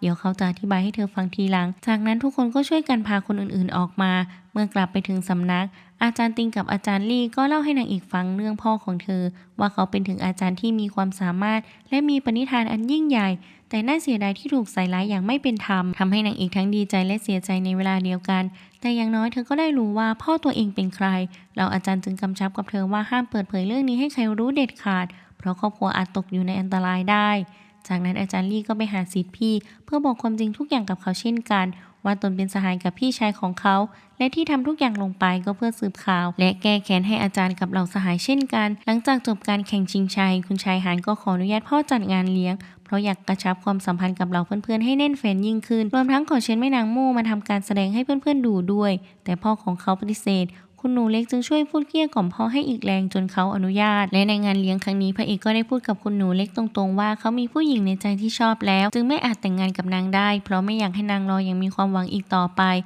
ทำให้นางเสียใจมากส่วนนางเอกก็ได้บอกกับคุณชายหานว่าหากเขาชอบแม่นางมู่ก็ให้จีบนางตรงๆแสดงความกล้าหาญออกมาทำให้เขาดีใจมากที่นางเอกไม่ได้คิดอะไรกับแม่นางมู่แถมยังหลีกทางให้ตนด้วยเมื่อครอบครัวของคุณหนูเล็กรู้เรื่องการยกเลิกแต่งงานทำให้พ่อของเธอไม่พอใจมากเพราะเหมือนเป็นการหยามเกียรติตระกูลของตนจึงคิดจะเอาคืนให้สาสมจึงเริ่มลงมือกำจัดบุคคลในรายชื่อสมุดบัญชีของเฒ่าแก่กู้ที่เขาได้มาเพื่อปิดปากทุกคนไม่ให้สามารถสืบเรื่องมาถึงตัวเขาได้จนชาวบ้านเริ่มหวาดกลัวเพราะคิดว่าเป็นฝีมือของโจรชุดดำแจกใบปลิวทำให้เมื่อทางการออกประกาศจับคนร้ายอย่างจริงจังศิษย์พี่และโจรชุดดำอีกคนจึงปรากฏตัวออกมาเพราะต้องการให้คนทางการรู้ว่าพวกเขาไม่ใช่ฆาตกร ซึ่งเข้าทางผู้บัญชาการทหารพอดีเพราะต้องการล่อให้พวกเขาออกมาติดกับจึงระดมคนออกไปจัดการทุกคนทำให้ทั้ง2 คนได้รับบาดเจ็บสาหัสจึงหนีไปหลบซ่อนที่สำนักศึกษาพระเอกกับคุณชายเลิศจึงบังเอิญไปเจอเขานอนสลบอยู่จึงรีบพากันช่วยเขากลับห้องส่วนอีกคนก็คือแม่นางมู่ที่ครอบครัวของเธอก็คือเหยื่อที่ถูกใส่ร้ายเมื่อหลาย10 ปีก่อนเช่นกันและมีเพียงเธอเท่านั้นที่รอดมาได้จึงปลอมเป็นคนโปรยใบปลิวอีกคนเพื่อทวงความยุติธรรมให้กับครอบครัวและวันนี้ก็ได้ช่วยกันกับศิษย์พี่นางเอกจับมือสังหารแต่โดนคนของผู้บัญชาการทหารเล่นงานมาเช่นกันจึงแอบเข้ามาหลบในสำนักเพื่อขอความช่วยเหลือจากนางเอก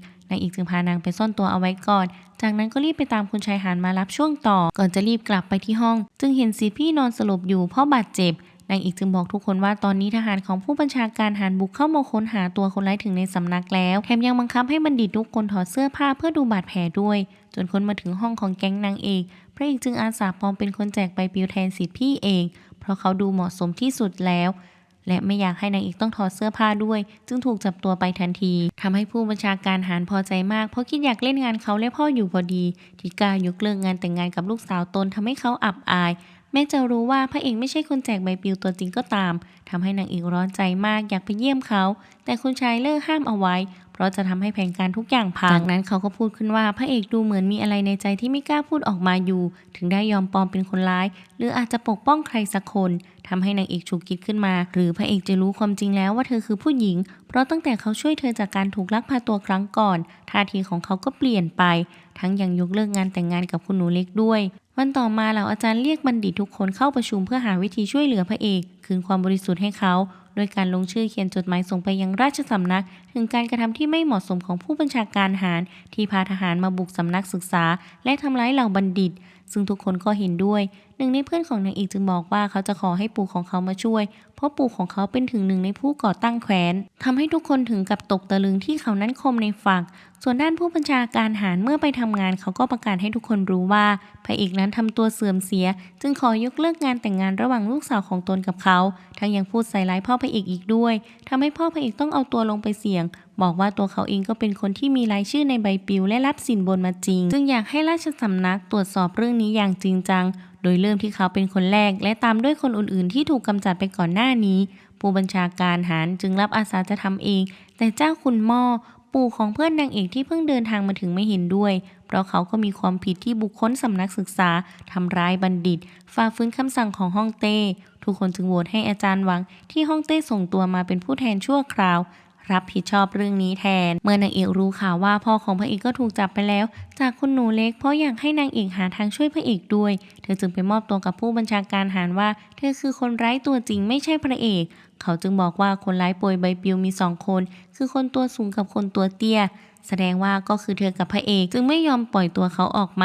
าส่วนเธอก็ถูกจับเอาไว้อีกคนเมื่อศิษย์พี่รู้เรื่องจึงจะรีบไปช่วยเธอทันทีเพราะไม่อยากให้ใครต้องเสียสละเพื่อตนเองอีกจากนั้นก็ไปลาอาจารย์ขอบคุณที่คอยช่วยเหลือตนมาตลอดพร้อมบอกว่าในคืนวันนั้นนอกจากตนยังมีพ่อของเขาอีกด้วยเขาจึงรีบกลับบ้านทันทีจึงเห็นพ่อกำลังดูเอกสารต่างๆอยู่จึงรู้ว่าที่ผ่านมาพ่อไม่เคยนิ่งนอนใจหาทางทวงความยุติธรรมให้พี่ชายเขามาตลอดเช่นกันพ่อจึงเล่าให้เขาฟังทุกอย่างและสิ่งที่เขาเห็นในสมัยเด็กว่าพ่อถูกบังคับตัดความสัมพันธ์พ่อลูกกับพี่ชายของเขานั้นเขาก็เข้าใจผิดเพราะพี่ชายเขาเป็นคนขอให้พ่อทำแบบนั้นเองเพราะหากการยื่นฎีกาของเขาไม่สำเร็จในครั้งนั้นจะทำให้ครอบครัวเดือดร้อนได้จึงทำเพื่อปกป้องคนอื่นๆในครอบครัวทำให้ศิษย์พี่รู้สึกผิดกับพ่อมากที่เข้าใจผิดมาตลอดและเอาแต่โทษเขาและเย็นชาใส่จึงคุกเข่าขอโทษพ่อเขาจึงบอกให้ศิษย์พี่ตั้งใจเรียนเพื่อที่วันข้างหน้าจะได้เป็นใหญ่เป็นโตแค่นั้นพ่อก็วางใจแล้วก่อนจะบอกให้เขารออยู่ในห้องมีของบางอย่างจะให้จากนั้นก็ปิดประตูขังเขาเอาไว้ไม่ให้ออกไปมอบตัวกับทางกา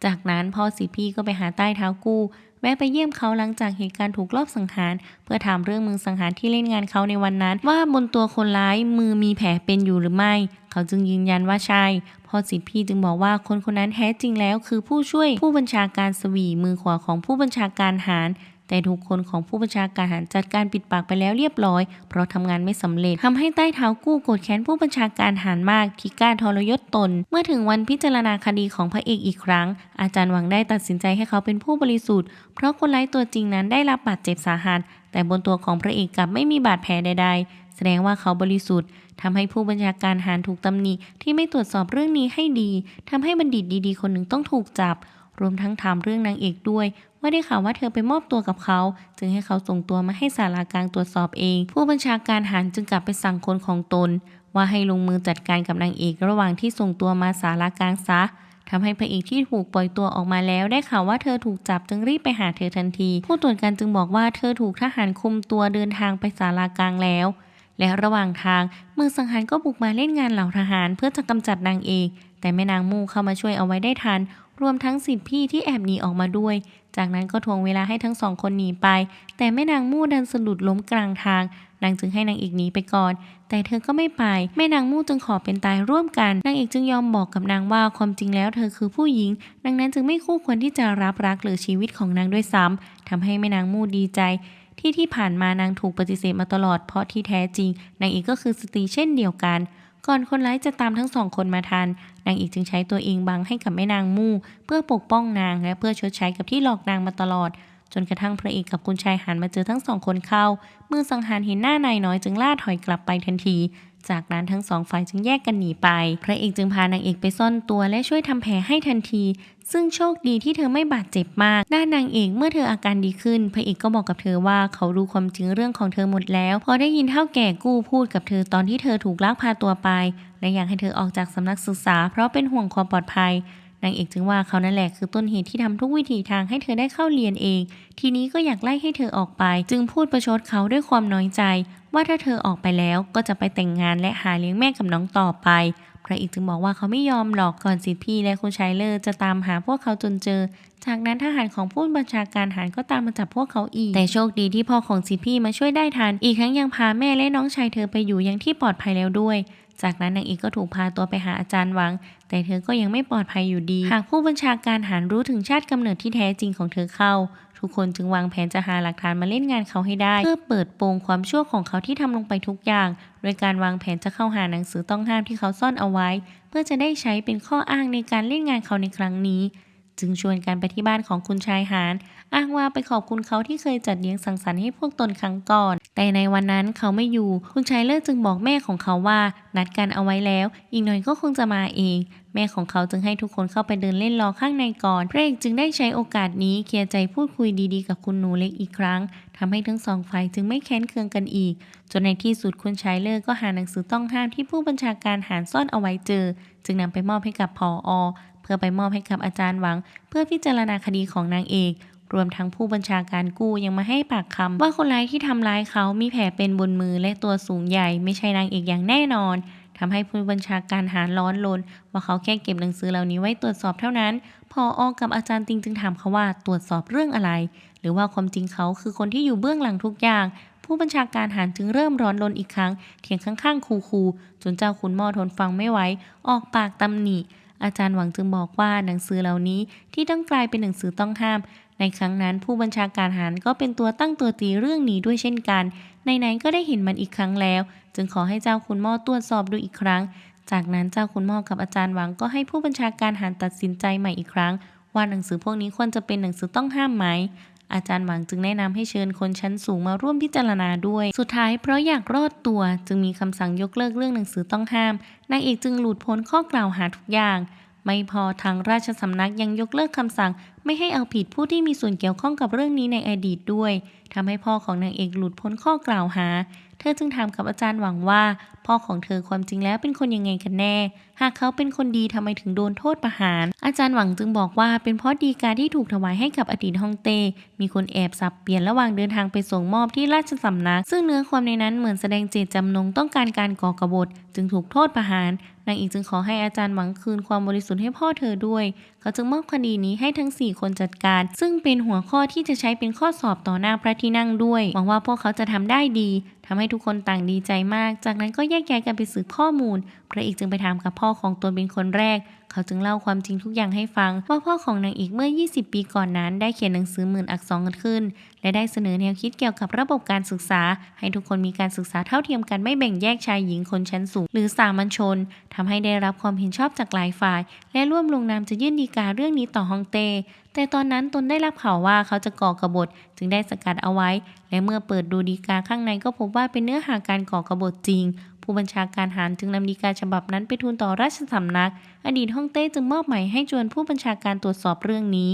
แต่ผู้บัญชาการทหารเสนอตัวอย่างเต็มที่ว่าให้พ่อพระเอกเป็นคนสืบแต่ตนก็ปฏิเสธจากนั้นผู้บัญชาการทหารก็ปลอมแปลงเอกสารคำสั่งการของเขาทำให้ทุกคนถูกโทษประหารโดยที่ยังไม่ได้รับการตรวจสอบให้แน่ชัดด้วยซ้ำซึ่งในตอนนั้นพ่อของเขาก็เพิ่งย้ายมาไม่นานหลังจากเหตุการณ์นี้ตนก็ถูกผู้บัญชาการทหารกับคนชั้นสูงข่มขู่เพื่อไม่ให้พูดถึงคดีนี้อีกหากไม่ทำตามก็จะเล่นงานบัณฑิตคนอื่นๆไปเรื่อยๆอ้างว่ามีส่วนร่วมและจับตัวมาลงโทษทำให้พ่อของพระเอกทำอะไรไม่ได้และรู้สึกผิดเป็นตาบาปมาตลอดส่วนด้านสิทธิพี่ก็ออกตามหาตัวสิทธิ์อีกคนหนึ่งของพ่อนางเอกที่หลบหนีมาตลอดตั้งแต่เกิดเรื่องเพราะเหลือเขาเพียงคนเดียวแล้วที่ยังไม่เปิดเผยตัวออกมา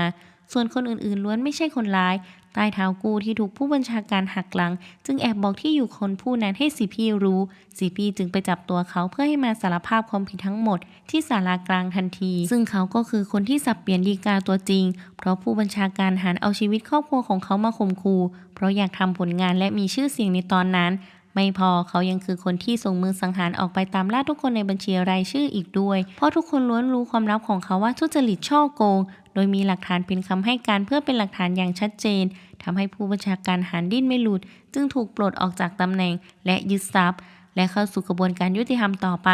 ทำให้พ่อของพระเอกพ้นมนทินถูกปล่อยตัวออกมาในที่สุดแต่ด้วยความละอายใจพ่อของเขาจึงไม่ขอรับตำแหน่งใดๆอีกและขอกลับคืนสู่สามัญชนเช่นเดิมหลังจากเรื่องทุกอย่างขี้คายทุกคนก็ได้กลับมาเล่าเรียนกันเหมือนเดิมส่วนคุณชายหานก็เอาแต่เสียใจเพราะเขาไม่เหลืออะไรแล้วแม่นางมูจึงไปให้กำลังใจเขาพร้อมทวงสัญญาที่เขาให้ไว้ว่าจะสร้างครอบครัวกับนางและคอยปกป้องนางไปตลอดชีวิตทำให้คุณชายหานถึงมีกำลังใจจะสู้ต่อไปส่วนพระเอกกับนางเอกก็เริ่มสวีทหวานกันมากขึ้นเรื่อยๆจนทำให้สิทธิพี่ทนดูไม่ไหวเพราะปวดใจ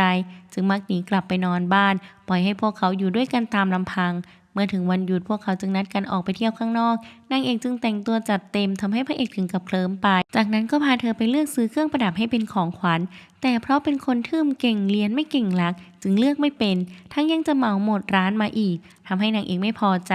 ทั้งสองคนจึงทะเลาะกันพระเอกจึงว่าเธอเอาใจยากจริงๆสู้ตอนเป็นน้องปิ่นไม่ได้เลยทำให้เธอยิ่งงอนจึงบอกเขาว่าเธอชื่อเหวินซีไม่ใช่เหวินปินและไล่เขาให้ไปหาน้องปินพระเอกจึงจับมือเธอเอาไว้และถามเธอว่าสรุปแล้วเธออยากได้อะไรกลับไปเลือกใหม่ก็ได้เธอจึงบอกว่าอยากได้ใจเขาจึงยิ้มออกมาด้วยความอ่อนโยนและให้สัญญากับเธอว่าต่อไปจะไม่ทำให้เธอลำบากอีกเธอถึงหายงอน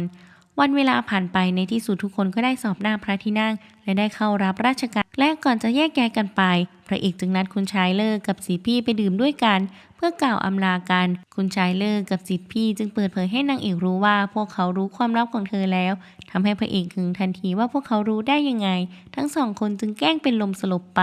1 ปีผ่านไปน้องชายนางเอกได้เข้ารับราชการเป็นขุนนางหลังจากนางเอกช่วยเปิดทางไว้ให้คุณหนูเล็กเปิดสถานศึกษาสำหรับสตรีขึ้นพระเอกกับนางเอกที่ออกเดินทางท่องเที่ยวไปนานถึง1 ปีเต็มจึงแวะมาเยี่ยมนางทำให้นางตกใจมากเมื่อรู้ความจริงจึงเข้าใจได้ว่าทำไมพระเอกถึงปฏิเสธตน